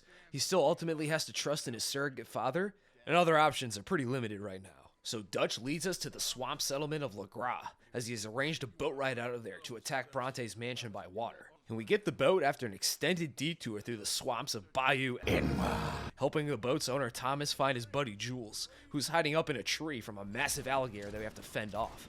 And like the legendary bear, this thing is a damn adamantium skull and lead skin, and can take dozens of bullets to the head just to get him to piss off. But with Jules rescued, Thomas takes us via swamp to Bronte's, where we pay him a little house call, and we bust into his mansion and nab his ass like we snagged Catherine Braithwaite, before shooting a few more cops and escaping on Thomas's boat. Mob goons and SDPD are useless in trying to take down the VDLG's best shooters. Dutch starts jawing at Bronte, who tries to bribe one of the gang members with one singular grand to kill Dutch here and now, but they are all VDLG for L, so nobody budges on his offer. But then, Dutch lets the demons win, and he suddenly grabs Bronte and forces his head into the murky swamp water and drowns the bastard while yelling at him. Call them now! You call them! And then feeds his body to an alligator that's lurking nearby, shocking even these hardened killers of the gang. John even goes, "Damn, Dutch, what part of your philosophy makes you feed people to alligators?" And it's a pretty great scene, and it's the first real crack we get to witness in Dutch's carefully maintained facade of righteousness, because that was absolutely personal for him. This wasn't about making the bank heist easier. Dutch just wanted that smug Italian obliterated for wronging him. Which makes you wonder, is Dutch really losing it? Or is this how he's always been, deep down? Past the guise of civility and Robin Hood type philosophy, Arthur says nothing, but it's clear that Dutch's unhinged behavior is really starting to worry him. Back at Shady Belle, we meet up with Hosea and Dutch, who are planning the big bank robbery, and the plan is thus. Hosea and Abigail will cause a distraction in the city, while the gang shooters smash and grab the cheddar as fast as they can, and God willing, the heist goes off successfully. So we throw our poker boat threads on and ride into Saint Denis. Dutch has got on his designer black coat with the sinister red lining. Dude is like a baby, always throwing a fit. Sheesh. Meanwhile, John over here looks like a damn chimney sweep. We then see a huge explosion go off a few streets away, and that's Hosea's sign for us to get to work. So we barge in and stick up the bank, and do some more expert lockpicking. And it seems that the robbery is going well, until we look outside, and we see that damn Fed Milton holding Hosea hostage, before he pushes him into the road and shoots him in the chest, killing him. Hosea Matthews, the longest tenured member of the VDLG, Dutch's oldest friend, and another father figure to Arthur and John, shot like a dog in the street. And it's all pretty much Dutch's fault. We then massacre the attacking Pinkertons, the whole gang enraged by Hosea's brutal slaying, and each bullet is personal here. And we blow up a bank wall and attempt to escape via the rooftops. But on the roofs, we hear that John got arrested back in the bank, and we then follow after Lenny, but then he gets ambushed and shot to death by some Pinkertons who appear from around a corner. And you can't shoot them no matter what. The game will block you from drawing your weapon until Lenny gets iced. Damn. Rip Lenny. The robbery has gone from crap to pure shit, but we have to press on. The cops are swarming the area, but the gang hides out in a boarded up building for now, and they have to discuss their next move. And Dutch's plan is to wait until nighttime, and then sneak out to the Saint Denis docks, and then sneak onto a boat, and hope it takes us somewhere far away. Not great, but it's all we got. And we sneak toward the docks, but Charles has to leave the group after acting as a distraction to draw away some guards, using the Sonic the Hedgehog method of, "You're too slow," to draw them off. And the rest of the guys hop onto the closest boat they can find, and the boat then goes out to sea, and we then learn it's on its way to Cuba from Dutch, who made friends with the ship's captain using his silver-tongued riz, and some of the money he stole from the bank as a bribe, where we can hopefully slip onto shore once there and head home. But we never even get the chance, as the boat gets caught in a massive storm. And goddamn, the storm is bad. The whole damn ship is on fire, and it's getting knocked around like a toy on these waves. It gets so bad, Arthur is forced to jump into the dark ocean waters to survive, where he eventually washes up on a beach in Cuba, maybe? Maybe Tahiti? But we get up and struggle to walk forward towards the unknown. The game revealing where we are with the 5th chapter title drop, Guarma. And Guarma is, by far, the weirdest part of Red Dead Redemption 2, as we're taken out of the quad state area of the main game to the tropical island of Guarma, a small island off the coast of Cuba, which, if you'll remember from the Saint Denis party, is run by Alberto Fusar, who runs a brutal sugar plantation on the island, which is backed by a hired army of Spanish-speaking goons. And Guarma was originally supposed to be way bigger in the game's planning stages, and would feature a whole separate open world that you could explore fully to find rare animals and treasures in, as seen by the existence of cut animals like the tiger shark, and at how huge the map for Guarma is at first glance. and you would have been able to return to Guarma later on in the game at any time via a ferry ticket booth. But it's pretty clear that Guarma was eviscerated from its original plan due to time constraints.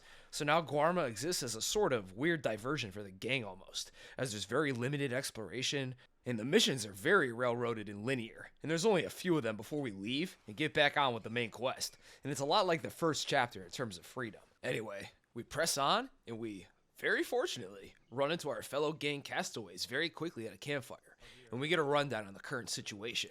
We all seem to have survived, but the money we stole from the Saint Denis Bank is now sitting in Davy Jones' locker. So we're now back to square one. But now, we're castaways on a remote island. So more like square -1. But we're then quickly taken captive by Fusar's goons and get put into a chain gang that we gotta shuffle along with. But not too long after, our chain gang are ambushed by guerrillas. And after we kill Fusar's men, we meet the guerrilla leader, a Haitian man named Hercule Fontaine. And he's cool. He's just kind of here to boss us around until it's time to go, and we shack up with him and his crew and help him out. And most of the story here isn't too developed or important, really. We rescue some runaway slaves, rescue Javier from Fusar's thugs and blow up one of his sugar processing buildings, and then fight off a huge assault from Fusar's men at a fort, even blowing up an old iron-sided ship with a Gatling cannon, along with Fusar himself before Hercule gets us a boat back to America. But Guarma isn't just a pointless side trip to pad out the game's length, and it does indeed have a point in the main game story. And that's solidifying the growing rift between Dutch and Arthur, which we see in this cave mission, as Arthur has serious doubts about Dutch's judgment and his recent behavior. He seems pretty unfazed that Hosea and Lenny both ate it during the bank heist, and Dutch suspects a rat may be in the gang, as the Pinkertons are always on the VDLG like a rash, showing up in force to thwart the gang's robberies with suspicious efficiency. Dutch also shows more of his increasingly unstable personality, as he brutally chokes out this weirdo woman he hired to guide us through the caves, and then lies to Arthur's face about why he did it too. Horrible old crone. But you killed her. She was gonna betray us, Arthur. Couldn't you tell? No. Well, I got some Spanish. She was. So how did you know she was gonna betray us? What'd she say? It was in her eyes, in the way she was leading us. But you said you knew Spanish. And Arthur has lost almost all his faith in the man he's idolized for most of his life. But for now, they all still need to work together to get off this island. But once the business in Guarma is done, Dutch tells the gang to split up, and we'll try to find the gang and meet sometime later when the coast is a bit clearer, as who knows where they could possibly be by now. And Arthur goes back to check Shady Belle, riding out to Unshaken by D'Angelo, and it's such a great track. Not only is it a great song, it adds a real sense of uncertainty to the ride that just grows larger as it goes on. We arrive at Shady Belle to find it deserted, save for a letter to an Uncle Tacitus Kilgore from a Caroline, saying that they had gone on vacation to Lakay, Tacitus Kilgore being a common pseudonym the gang uses when sending letters or running scams. Trelawney even scams people using documents from a Tacitus Kilgore mining company. So this is actually a coded message to check for the gang in the abandoned swamp village of Lakay.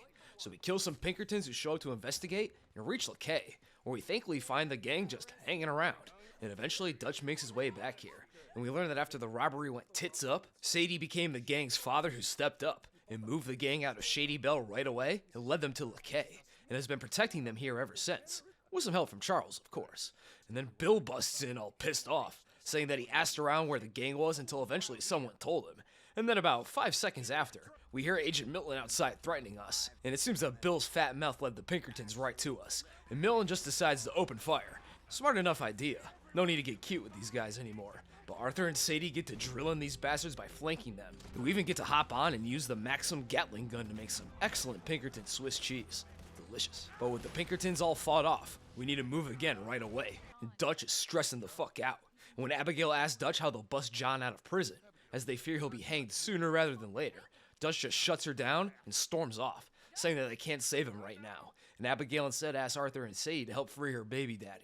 Dutch then asks Arthur to scope out Beaver Hollow and Roanoke Ridge as a potential new campsite. So we get our guy Charles, and we move out. And we find that the campsite in question is full of inbred cannibalistic murderers called the Murphy Brood, who live in the caves and woods near Annisburg. And we sneak in and clear out their murder cave that they live in. And it's an insanely dark and freaky location. And I just love how these freaks just slowly approach you to attack with their knives and machetes. And you can just blast them in the face as they approach you. So we clear out the cave and free a woman that the Murphys had kidnapped from a passing caravan, as all the other members all got brutalized and semi-eaten.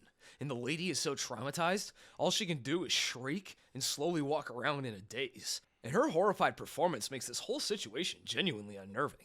So we drop her off in the mining town of Annesburg, and after dropping her off, we spot Mrs. Downs, the lady whose husband we extorted and forced to move off their homestead.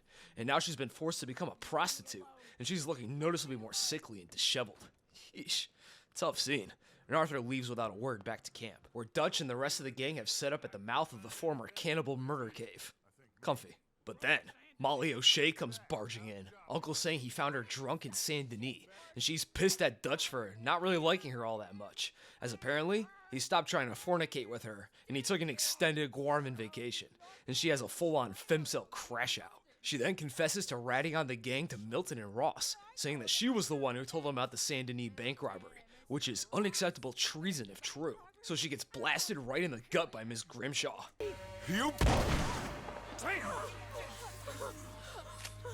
Ice cold, but rules are rules at the end of the day, and this scene kicks off the 6th chapter of the game, Beaver Hollow, and it's a great tone setter for what's to come in this chapter. The gang is falling apart, and trust is at an all-time low, and we can even see this in the camp itself, as there are no more activities to do in camp now, no donations to make, no games to play or requests to fulfill. It's dead around here, much like the soul of the gang itself. But for now, we need to go meet Sadie in Saint Denis to try to figure out how to bust John out of prison.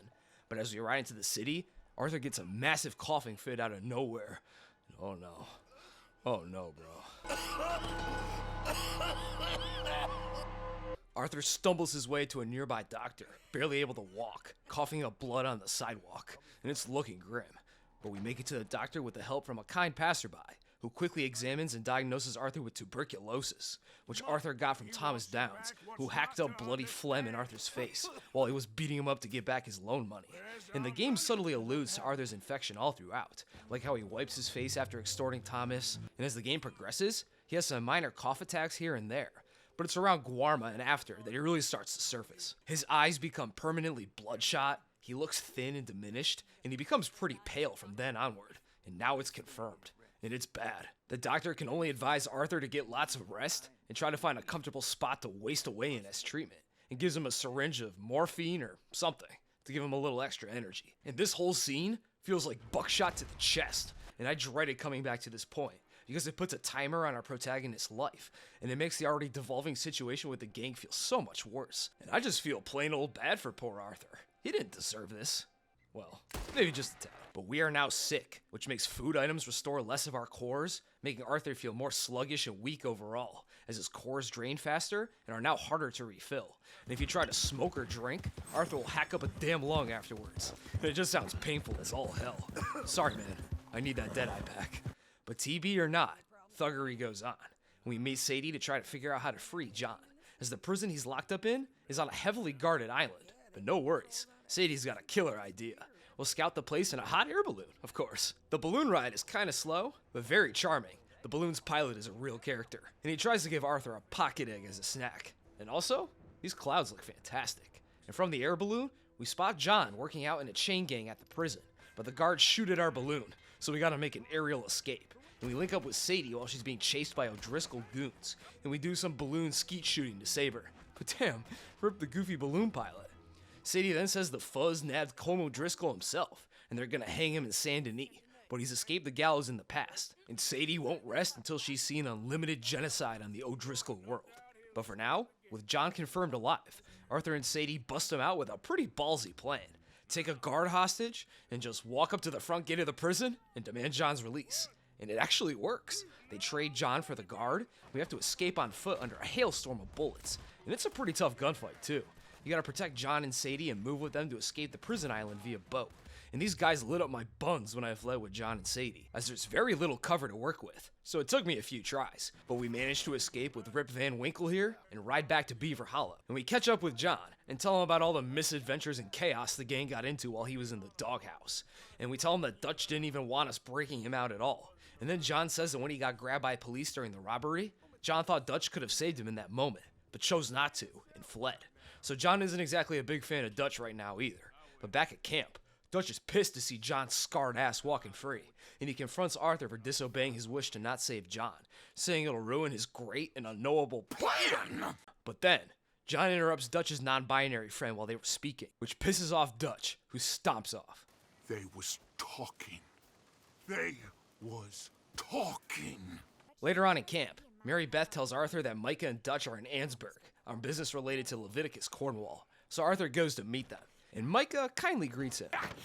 Was you followed? No. Was you followed? And it's clear Micah is really trying to get in Dutch's ear like the worm tongue, convincing him that there's more rats beyond Molly in the group, and maybe even Arthur himself is a rat, which would be very convenient for Micah if his biggest rival in the gang turned traitor. But we're here for Cornwall, and Dutch has a great plan, maybe his best yet.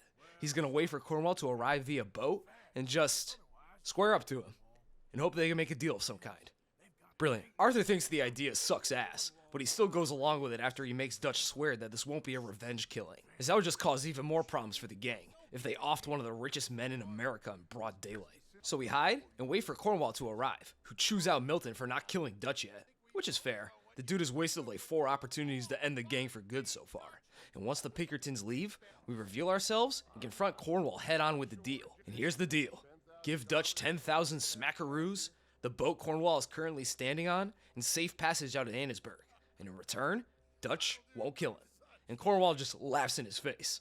So Dutch pulls out his pistol and blasts Cornwall right where he stands. I prefer it this way. You lost your man. Noise, Arthur! Noise! We have to fight our way out of Ansburg and escape back to Roanoke Ridge. And Arthur is pissed that Dutch lied to him again and went through with the revenge killing. But from some documents we stole during the chaos, Dutch sees that Cornwall is moving some dynamite south, and he has bonds stored at his oil factory. And in that moment, Dutch hatches another crazy scheme that he won't tell us about for now. But back at camp, we learn a bit more. Dutch now says he wants to go to New York, where the gang can commandeer a boat out of there to make it to the promised land of Tahiti. But Dutch now wants to create chaos on purpose, which he hopes to use as a distraction that will let the gang slip away to the north. Somehow. But it's pretty clear he's just making shit up as he goes along. Because wouldn't they be way easier to capture in the more civilized and police north? And getting a boat out of New York seems way easier said than done. But as they discuss the plan, Eagle Flies arrives with Charles, asking the gang for more help getting back some horses that were confiscated from the tribe by the army and their local commander, Colonel Favors. And then Dutch suddenly becomes real interested in the natives' plight and starts trying to get all righteous about the situation, which means he's definitely up to no good. But we infiltrate and crash the army ship and swim these surprisingly buoyant horses back to shore. And Dutch is loving these attacks against the military and tries to goad Eagle Flies into attacking the military again soon, as he hopes to use the conflict between the natives and the army as the distraction they need to escape, which sort of mirrors his later exploits with the natives in Red Dead Redemption 1. And Eagle Flies is eager to fight the army for all the shit they did to their tribe, against the wishes of his father Rains Fall, and Charles as well, as he made a promise to Rains Fall to keep Eagle Flies out of trouble. And we decide to continue helping Eagle Flies at Charles' request, to hopefully dissuade him from going to war with the army. And of course, I can't say no to my bro. We then steal that dynamite Dutch mentioned with Micah and Bill, Micah being a total asshole to Arthur, now calling him Black Lung Morgan on account of his terminal TB, which is just so unnecessarily cruel, it loops around and becomes kind of funny to me.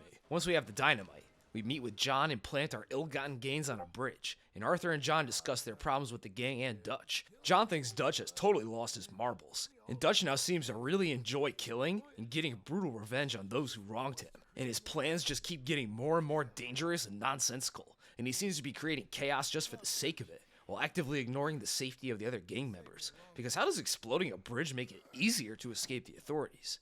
I don't get it. Arthur then recommends that John just take Abigail and Jack and get the hell out of here before it all blows up, as Arthur thinks the Vanderlyn gang is a cooked product at this point, and he hopes to see John escape, as John can still make a life for his family when the gang is gone.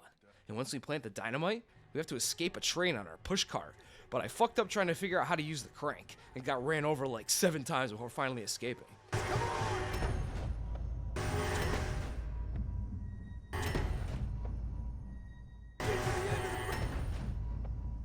Sometimes in these cutscenes, you gotta hold a button, other times tap it, but in this case, we gotta tap, but in rhythm with the cart pumps, which is easier said than done. But we can now finally blow the bridge, and Arthur again tells John to be ready to bail from the gang at any time, and he says that he has no more faith in Dutch. His ideas are hollow and dangerous, and that they never changed, but Dutch certainly has, and that it may be, actually, for real, over.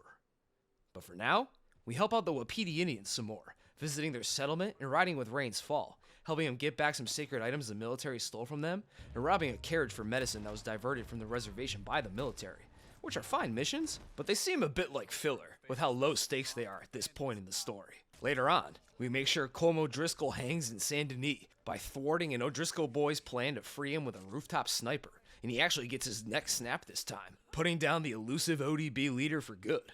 But Sadie can't contain her gamer rage, and she slits the throat and shoots some of the O'Driscoll boys in the crowd. And I don't know how anyone noticed this odd cop and this lady putting guns to people's heads in the middle of the crowd. But regardless, we mop up the remaining goons who try to kill us, our good deed for the day complete. And back at camp, we meet up with Trelawney, who wants to leave the gang for good, as he sees that it's pretty much over too. And Arthur gives him his blessing to go and get lost. And he does, vanishing from the Red Dead Redemption franchise entirely. But that's not what we're here for. This is actually a Rains Fall mission. The game will sometimes bait and switch the mission, where it will be provided by one character, but during the intro cutscene, another character swoops in and takes over for the rest of the mission like this. And he asks Arthur and Charles to be his bodyguards for a meeting with Colonel Favors to hopefully get a new peace treaty signed. And the meeting doesn't go great. Favors is a disrespectful and ignorant ass, spending more time trying not to call Rains Fall instead of discussing actual terms. And while on tuberculosis timeout, Arthur overhears that Favors wants to hang Captain Monroe, who is sympathetic to the Wapiti, and he's the guy who helped us get the medicine in that earlier mission. So we have a slight disagreement with the military. Let him go. This is all getting out of hand. Hi, Captain Monroe. Let's get out of here. And bring Monroe to a train station to see him off safely, as the army now wants his ass mowed like grass, where Arthur then runs into Reverend Swanson, who is also leaving the gang for good, saying that Dutch is acting too strange these days. Yeah, tell me about it. And Reverend gives Arthur a pretty impassioned speech that he's not all bad, and he knows that Arthur will do what's right when the time comes, spitting more sage wisdom than he realizes here. But before he goes, he says that Arthur did turn out good in the end, and maybe things would have gone better had the whole gang turned out like him. And it's actually a really nice and hopeful send-off to the resident crash out of the gang, who gives Arthur support on his conflicted heart and reassurance that he's doing the right thing. We then help Dutch and Eagle Flies ambush an army patrol with some TNT, which causes a damn bloodbath as we gun down dozens of army troops. But army reinforcements show up to attack us in force, and Arthur and Dutch get separated from Eagle Flies and eventually get cornered on the side of a mountain, and Arthur and Dutch jump off in the river to escape, washing ashore to finally escape the army. But damn, Dutch is like a walking massacre these days. Eagle Flies was detained and will most likely be killed in captivity. And this whole clusterfuck seems to have only encouraged Dutch, if anything. And we then meet Rains Fall, who tells us the bloody ambush we just pulled has native and army relations worse than ever, unsurprisingly, and that Eagle Flies will be hanged for treason for the attack. So feeling guilty for his involvement, Arthur recruits Charles, and they head out to free Eagle Flies. And we sneak into the army fort, kill a few guards, bust Eagle Flies out of captivity, and shoot our way out. We even take a canoe ride down some river rapids while shooting some soldiers up on cliffs. And it's a lot of fun. But each time we help the Wapiti, it just makes relations way worse overall, because we end up killing scores of troops by the time we're done. Next, we help Sadie enact her unlimited genocide of the ODB world. We attack their last stronghold of Hanging Dog Ranch, wiping out anything that walks, and Sadie kills the O'Driscoll who killed her husband with a knife to the neck, and she can finally mourn her husband's death, now that all the O'Driscolls have been effectively wiped out, and their leader dead from a busted neck. Back at camp, we see that Micah has brought home two shifty-looking dudes, Tweedledee and Tweedledum over here, aka Joe and Cleet, two men Micah used to ride with, who were brought in for an upcoming robbery. But then, Eagle Flies and his Wapiti warband ride into camp, asking the Vanderlyn gang members to help them attack Cornwall Kerosene and Tar. And Rains Fall shows up too, begging his son not to fight, as another war with the army would just end up killing them all, and nothing will be gained from another war besides the further destruction of their tribe, telling him not to die for his own pride. But with too much rage in his heart, Eagle Flies rejects his father's plea and rides off, and Rains Fall pleads with Arthur to help. But that makes Dutch suspicious of Arthur, as Arthur had helped the Wapiti chief at Charles's request, not Dutch's, Micah asking Arthur what else he's been hiding. This exchange showing in a great way how deep the schism between Arthur and Dutch has grown, as although Arthur wasn't doing anything detrimental to the gang by helping Rains Fall, the simple act of making his own choices is seen as a betrayal by Dutch, who has Micah here in his ear trying to convince him that Arthur is the rat. And this conflict is almost at its breaking point. So Dutch and most of the gang's best shooters ride out to join Eagle Flies, and we ride in to attack the oil fields in a pretty huge and fun firefight with the military. And once we wipe out most of the military here, Dutch and Arthur break into Cornwall's main building to steal the bonds that Dutch had mentioned earlier when we gave Cornwall the world's worst stomachache. And we get the bonds and move to leave, but we get ambushed by more troops. But as we flee, a pipe bursts in a doorway, which knocks Arthur to the ground. A soldier then pounces on him and tries to drive his knife into his neck. Dutch, despite the spraying mist, could have saved Arthur here, but he just doesn't, and he turns and walks out, leaving Arthur to die. But luckily, Eagle Flies comes in instead to save us. Thanks, man. But then, Colonel Favors appears from literally nowhere and shoots Eagle Flies in the gut. And Arthur pays Favors back with a shot to the gut of his own, and this shot gets Favors folded like a table in Buffalo. We then grab the injured Eagle Flies and confront Dutch about leaving Arthur to die, and he just says, "Nuh-uh, no I didn't," which Arthur can only just cringe at. So Arthur and Charles break off and ride to bring Eagle Flies back to Wapiti ASAP, Eagle slowly slumping over from the wound as the ride goes on, and the dark moonlight shadows giving the sequence a fantastically somber tone. And Arthur and Charles discuss all the damage they've done with their recent actions and schemes, and that whatever ideals Dutch had are long gone now. And we return Eagle Flies, who passes away shortly after, and Charles decides to leave the gang here and help the Wapiti move away to escape the army's wrath. He's off the Dutch train for good now. But before we head back to camp, it's at the point where we need to tie up any last loose ends, as the next mission will be the beginning of the end of this part of the story. Your ending will be determined by your current honor level, and to get that best possible ending, you'll want to engage in a little redemption, if you will. Bad joke. But it's true. Once Arthur is hit with his TB diagnosis, the game has a noticeable vibe shift, and Arthur becomes much more focused on helping John and other members of the gang get off Mr. Vanderlin's wild ride. And Arthur seriously contemplates if he can still be a good man, in his own way, despite the shit he's done in his life of robbing and killing. And the game gives you lots of opportunities to redeem yourself a bit. You can help Bo and Penelope escape Rhodes so they can start new lives in Boston. And Strauss will give you a couple of loan collection jobs. One to get money back from a man who you learn went AWOL from the military and married a native woman. And you can choose to forgive their debt for a nice moral boost.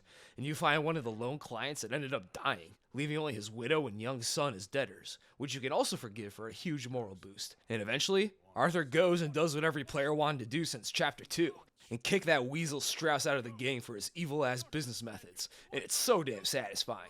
And it feels great to see Arthur acknowledge the hypocrisy of keeping a guy like Strauss around, when the gang claims to be fighting for freedom and the downtrodden. Arthur trying all he can to right a few of these wrongs before we meet our eternal fate. But I feel this side redemption content is best shown with the Downs family, because as we see in Ansburg, we ruined their fucking lives. Edith Down has been forced to sell her body to scrounge up any cash she can, and her son Archie works a dogshit back-breaking job in the mines, where the other workers physically bully him daily, and it's cool to see the direct consequences of our actions, even if it was just gang business at the time. And we can do a mission to help Archie, where we find him about to get beat up by the other mine workers, and a sickly Arthur comes in and stands up for him, and beats down the foreman to try to get them to leave Archie alone. And Arthur gives Archie cash out of his own pocket to help them move out of this shithole town. And I just love this mission. It's pretty small in the scope of the game, but poor, sickly Arthur standing up for Archie is one of the most heroic things he does in the entire game. It's true redemption right there. And we also save Mrs. Downs from a real sketchy situation, where she was cornered in the woods by this creepy bastard. And Arthur just flat out apologizes for what he did to Thomas, and he feels that his tuberculosis is a sort of punishment for his crimes. And we give Edith a lift back to Ansburg, and Arthur gives them even more cash to help them start a new life, trying his best to hopefully right the wrongs that he's done, and it's some really touching stuff, actually. But with that done, now it's time to start the end of this tale. Back at camp, the wheels are really starting to fall off now.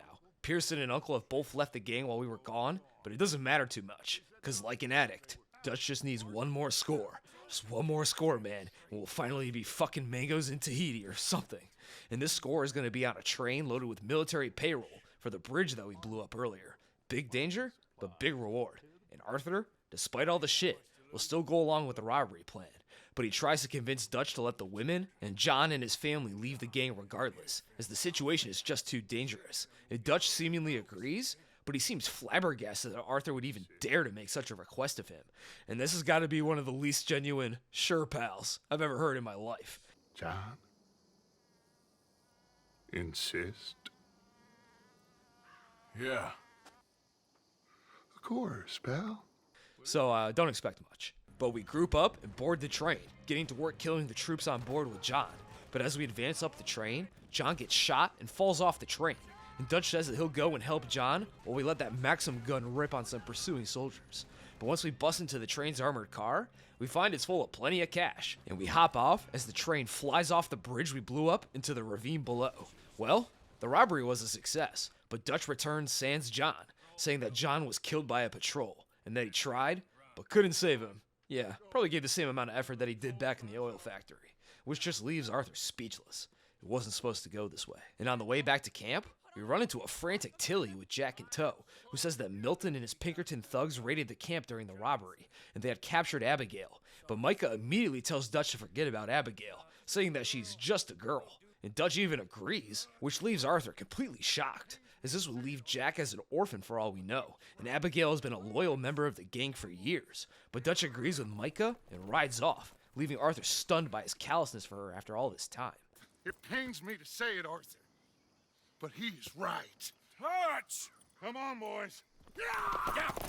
Arthur and Sadie then agree to go save her at Van Horn Trading Post, and Arthur gives Tilly his own sack of supplies and extra money from the train robbery so she can make a clean getaway with Jack, and he says his goodbyes to them, and we ride out to save Abigail.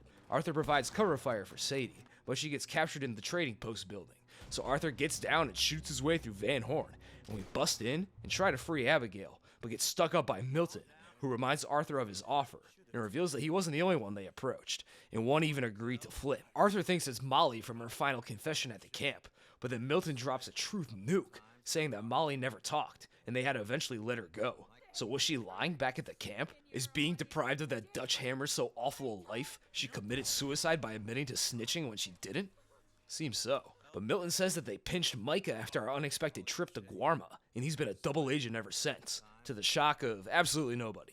But if Micah hadn't flipped until Guarma, then that means that there was no rat that sold out the gang at Blackwater or the Saint Denis Bank, and the gang was just that sloppy, or they severely underestimated local law enforcement's capabilities, which is kind of a more brutal reality than if Micah was a rat from the jump. Arthur then tries to wrestle Milton's gun away in a desperate struggle, but the TB is making Arthur lose this gun wrestling match to this DYEL Lanklet Milton.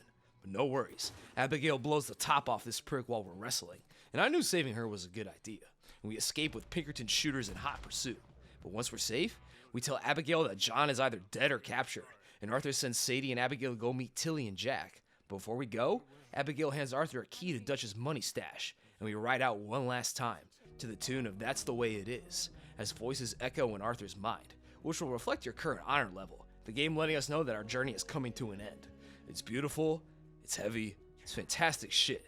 It's enough to make a grown man cry. And you don't know what will happen next, but the game clearly conveys that it's almost over in such an amazing way. And we arrive at camp to find Von Bell, and Arthur tells the whole camp that Micah snitched to Milton, which causes a standoff between the entire camp. Micah and Arthur both trying to convince Dutch of their side. And during the standoff, in walks John with a bullet wound to the shoulder. That bastard is tenacious. He nearly got his shoulder blown off and fell off a train, but he got up and hauled himself back here on foot. It must have taken ages. And John begins yelling at Dutch, accusing him of abandoning him during the train robbery, which he only half denies. But during the argument, Grimshaw decides to back Arthur and John's side, but Micah shoots her in the stomach.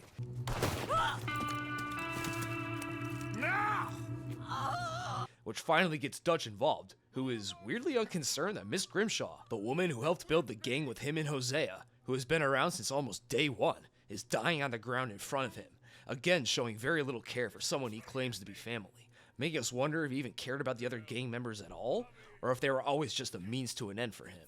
But Arthur and John soon find themselves standing alone, as Dutch joins Micah and the rest of the remaining gang members aside. But then, the Pinkertons appear before the gang can all kill each other in this standoff, causing everyone to scatter. So Arthur and John then shoot out with the Pinkies, and we escape through the cave behind us. And we mount up with John and try to escape to reach Abigail and Jack, running from both Pinkertons and the remaining Vanderlyn gang members who try to take potshots at us. And the game will even kill your horse here, shot down by Pinkertons. This is just cruel and unusual punishment at this point, man. We then had the choice to get John to safety or go back for the money with Abigail's key. But I choose to help John here to keep the ultimate good Arthur mode rolling. And we run up the mountain and fight off more Pinkertons. But Arthur stops near the top. The TB is just too much for him.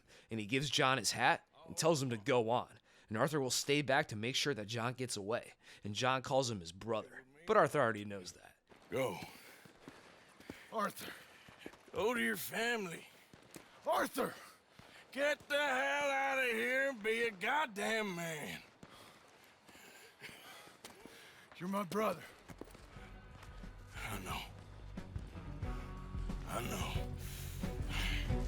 and we make a stand against the Pinkertons. But then, Micah comes out of nowhere and tackles Arthur down, and we have a brutal slugfest on the cliffs. Arthur barely able to do much to Micah. His punches are awkward and weak, and he's stumbling all over the place, and Micah is just brutalizing this poor guy. And we eventually get knocked to the ground and try to crawl towards a gun that came loose during the brawl. But then, Dutch appears and puts his foot down on Arthur's hand, and Arthur pleads with Dutch, and Dutch just glares at him. Arthur says that he gave all he had to Dutch, and Dutch knows it's true. I tried. In the end, I did. And he seems to finally have a moment of clarity, seeing his son, for all intents and purposes, dying beneath him, pleading with him to stop the madness. And it seems it finally got through to the man, and Dutch just walks off without a word, leaving both Arthur and Micah. And Micah makes a little seethe noise and storms off as well. Arthur then crawls to the edge of the mountain and looks towards the golden rising sun, finally succumbing to his injury and sickness as Crash of World plays. And we zoom out from Arthur's resting place, and the game then cuts to 8 years later, beginning the prologue of Red Dead Redemption 2. And I mean, this whole scene is just transcendent in terms of emotion and storytelling. Seeing Arthur on death's doorstep, weakly pleading with Dutch to believe him and remember how he gave his all for his gang is genuinely heartbreaking to see. And it's the perfect way to show the final fall of the gang with the death of its beating heart in Arthur Morgan. And the imagery is just gorgeous too, as despite dying alone, beaten down and sick, he still redeemed himself in the end and rose above the terrible circumstances and gave John and his family a new chance at life, got the Downs' life back on track, and saved any member of the gang he could, ending his life by protecting, not killing, or robbing, or scamming, or extorting. Well, that is if you got the high honor ending. The low honor ending sees you get shot in the head by Micah, instead of crawling to the cliff edge, where he then laughs in your face before leaving, which is a bit less beautiful and fitting for Arthur's tale.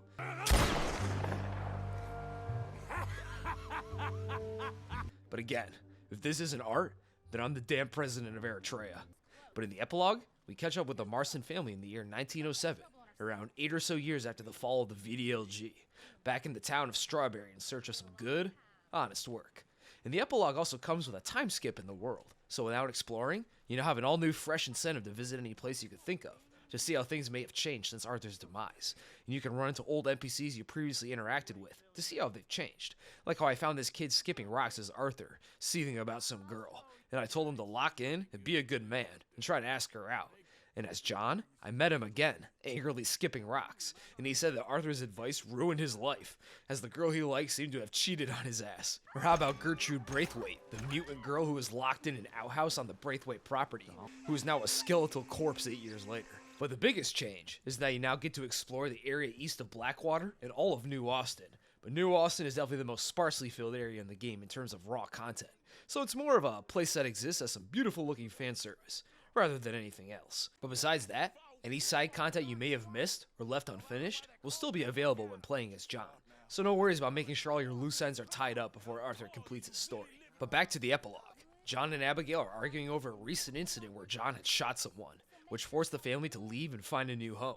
And it seems John is really struggling to adapt to his new honest life on the straight and narrow, as killing and robbing are the only things he's really good at. And Abigail is about the same, also trying her best to be a good mother to Jack, as well as finding new lines of honest work with her husband.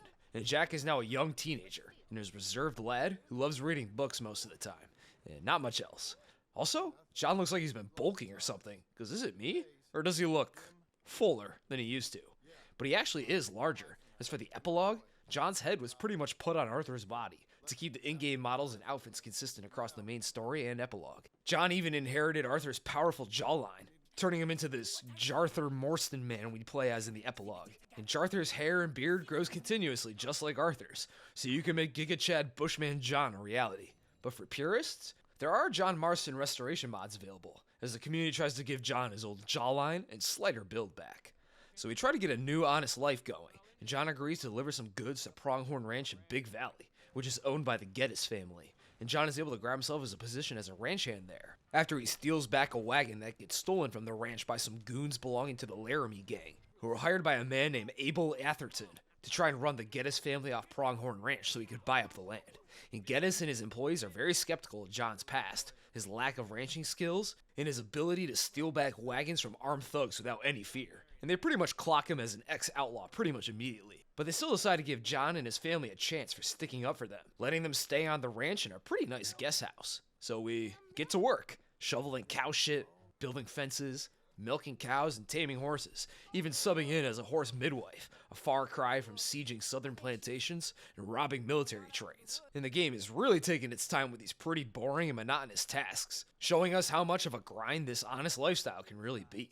That is, until those Laramie goons show up again to harass the Geddeses, and John puts his background in thugnology to good use and beats the brakes off their leader to make them flee for now, much to Abigail's chagrin, as she wants John to not get involved with any sort of thuggery at all, but he keeps finding himself in violent situations like this. That night, the Laramie gang attack Pronghorn Ranch by setting fire to some wagons on the farm, stealing cattle, and assaulting the ranch hands, and John springs into action against Abigail's wishes, feeling compelled to help Mr. Geddes for giving him a chance, and we beat up some Laramies, rally the troops, and John busts out his old outlaw arsenal to help Mr. Geddes get his stolen cattle back. So we then ride to the Laramie's camp, and John gets to work euthanizing the Laramie gang completely, and we beat down their leader again, who describes his best cuck fantasy to John, before John politely tells him to shut up.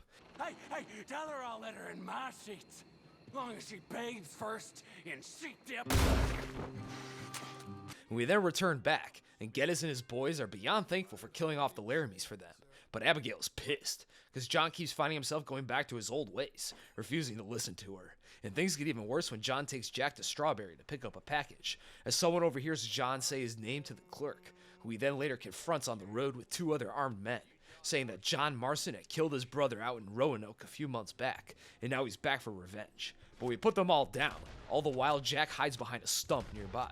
John's old habits are now coming back to directly threaten his family, with Jack paying the price for his father's violent decisions, with some nice fresh trauma. And these two combined incidents cause Abigail and Jack to just up and leave one day, as she's tired of constantly having to move thanks to John's choices to fight and kill, instead of not intervening, and she wants to put herself and Jack out of harm's way until John can change his ways. Now this is a nuclear black pill for John to swallow, but he doesn't give up, and rather takes this as the sign he needs to try and get his shit together for real. So he gets back to work for now, and John comes up with a plan for the future. Before she left, Abigail told John about how she read about a property for sale called Beecher's Hope, out west of Blackwater, and she seemed interested in buying it to start a new life of ranching of their own. So John decides he's going to try to become the new landlord of Beecher's Hope, and build up a ranch there to show he's changed, and he could be a responsible man. So John asked Mr. Geddes to put in a good word for him at the bank, so he can take out a loan and purchase Beecher's Hope. And Geddes, being a class act, and probably a little frightened by John, agrees to help, on account of all the good work John has done for him. So John busts out his classic Redemption 1 fit, and we ride out to Cruel, Cruel World, the Willie Nelson copyright Nuke edition. Out in Valentine, we run back into Sadie Adler, who now works as a bounty hunter, and she's got a new outfit and massive leather jacket to match her new line of work. And John and Sadie catch up, and she recruits him to help do some bounty hunting to get some extra cash. And John joins Sadie on several bounties throughout the epilogue, riding around on her horse that looks like it's got a skin disease or something. Seriously, the thing looks like a nasty patty bun. But we head to the Blackwater Bank and ask for a loan, and John, despite his sketchy background and lack of farming knowledge, is still able to get a loan to buy Beecher's Hope thanks to Mr. Geddes' support. And we check out our new digs, which is a total dump, containing nothing but dry dirt and a shotgun shack made out of loose wood and scrap metal, which is also inhabited by these 3 unwashed squatters. So we christen our new homestead by adding some new fertilizer to the land.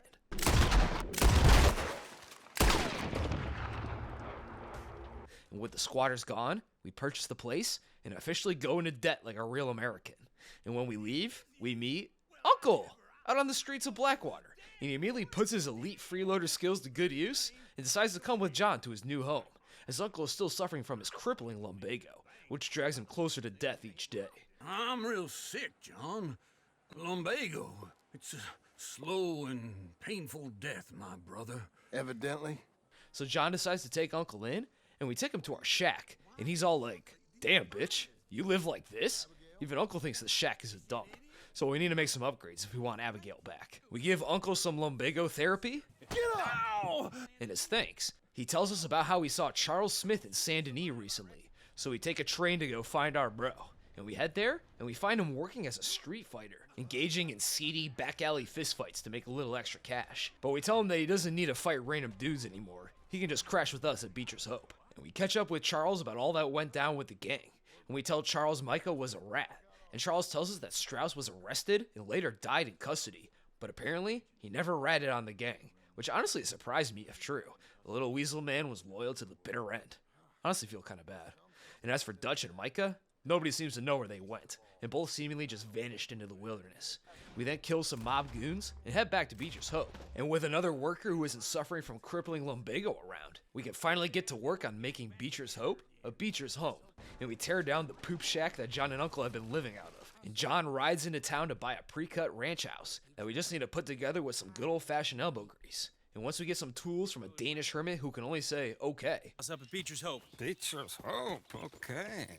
And shoot a bunch of Skinner Brother goons. The Skinner Brothers being a gang of wild men who live in the tall trees forest behind Beecher's Hope, who kidnap and kill travelers for sport, much like the Murphy brood, but a little less inbred. We finally get to work on building our house in this amazingly charming interactive house building cutscene. And the music here is just iconic too. I loved this part 6 years ago, and I still love it now.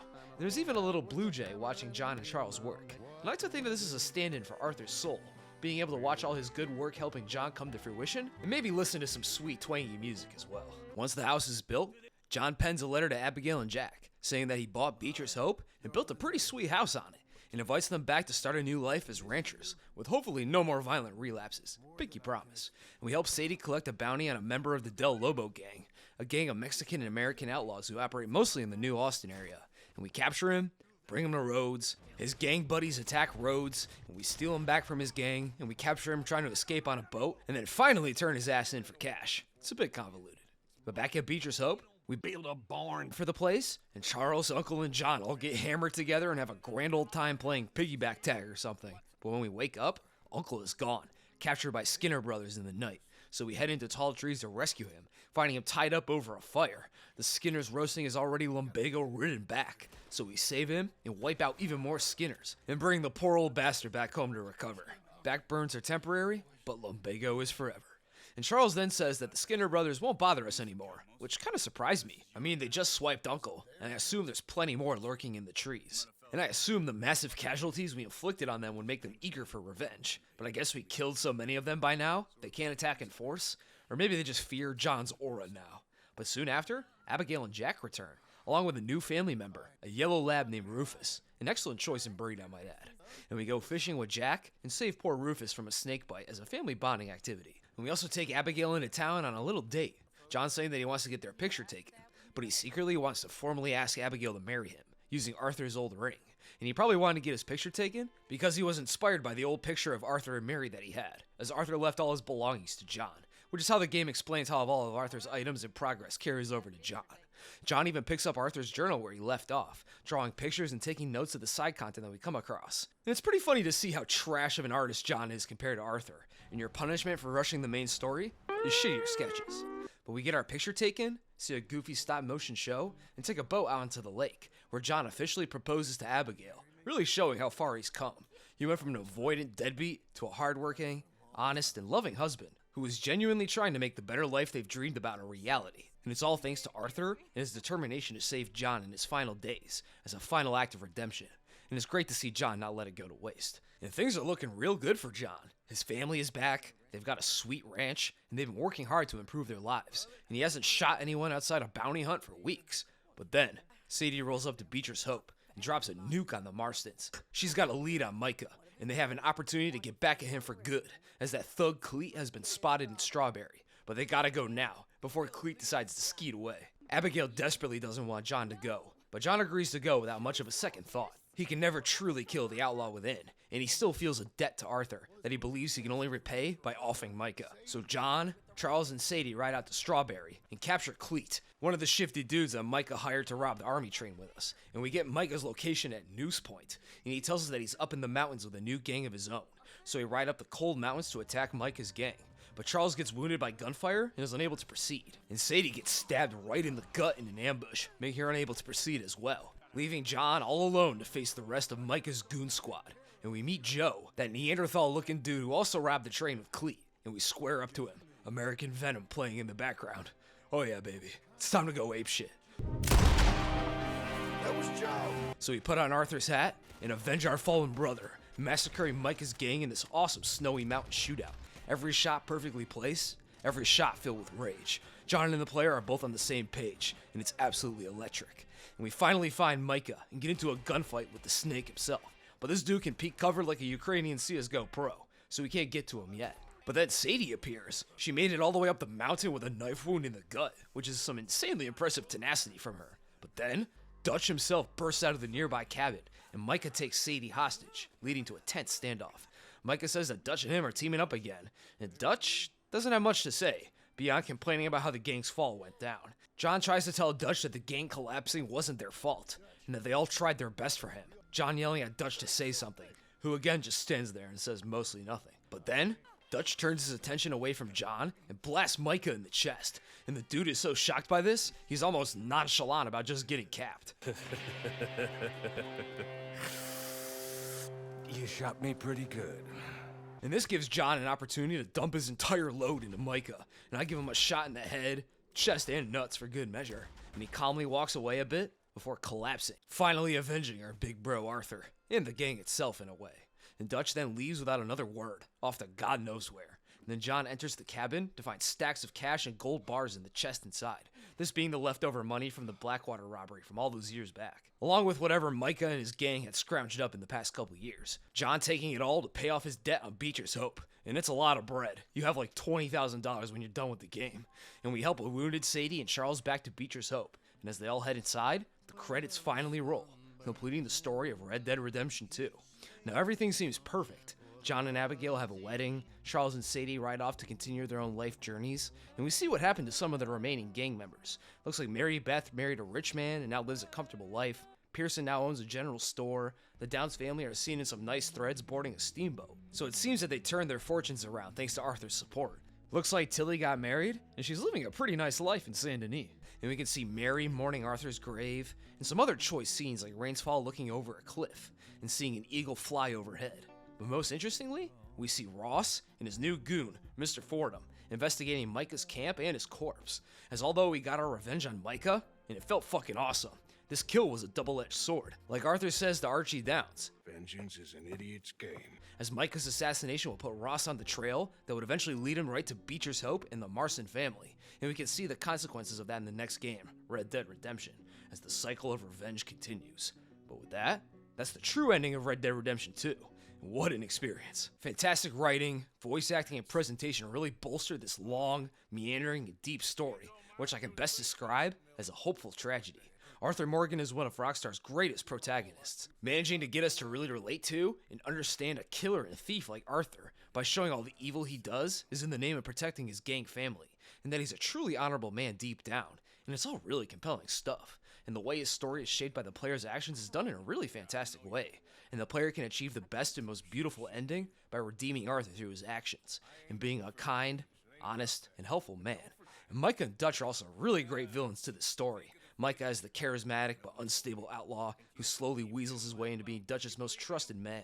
It's a frustratingly compelling plot that makes Micah extremely fun to hate, with his crass and disrespectful persona, disastrous ideas, and Dutch's frustrating amount of trust in the man. They make him so hateable, players are more than happy to send John out of his way to go kill Micah, which ironically gets the ball rolling on the next game's plot, avenging Arthur, but ultimately dooming John is such a diabolical end to leave off on, and it fits the themes of Red Dead Redemption perfectly. And Dutch's descent from a charismatic, fatherly, and caring gang leader to an angry, impulsive, and cold killer is such a fantastically tragic arc to see happen, and Dutch's personal psyche, motivations, and true feelings are all things that are left unknowable and vague. Like, why does he trust Micah so much? We simply don't know. We weren't there when Micah allegedly saved Dutch's life, nor do we know what they discuss when they get to scheming and hand-wringing, making Arthur and John's frustrations with the man feel even more realistic, because they're just as confused at Dutch's behavior as we are, and it makes you question if Dutch ever really truly lost his mind, or if he was always this chaotic and cold. He was just better at covering it up with his charisma and confidence in the past, and his true self came to the surface as he loses more and more control of the gang's situation. And his harebrained schemes, although they do make for good fun when we get into huge bombastic gunfights with law enforcement, these fun moments come at the cost of the gang's cohesion and the safety of its members. Dutch and Micah's schemes getting Sean, Hosea, Lenny, Miss Grimshaw, and all the others who died in the Blackwater Massacre killed over the course of the game. Dutch slowly destroying all he's built through greed and poor Micah-influenced decision-making. And maybe a little CTE too. It makes Dutch's tale just as tragic as, say, Arthur's, and it's amazingly told over the course of the game. And finally, John's epilogue. Although admittedly a bit overlong and a little dull, especially on a second playthrough where you know what happens, it's still an amazingly told story, and it shows the actual result of Arthur's redemption and why it was meaningful, giving John a new lease on life that he works hard to build up and ultimately succeeds in achieving, which is exactly what Arthur wanted, until, of course, John avenges his old friend, which puts Ross back on his trail and kicks off the rest of the series' story. But it also just has some really cozy vibes to it that I really like building the house and taking Abigail on a romantic town trip. It's just nice to take it easy with John and work on building up his new life, instead of getting into an insane robbery and almost dying a couple times in the process. It's a grand, violent, and a bit of an insane story, but it's one of the best I've ever seen in a game, and it shows the world why Rockstar are the masters of their craft, capping off Dan Houser's legendary career as well. It's really great shit, and I honestly feel lucky to exist at the same time that this game does. But with that, that's all I got for today. RDR 1 is next, so stay tuned. And Revolver 2. It'll be all there in the big video. I love you all. Goodbye.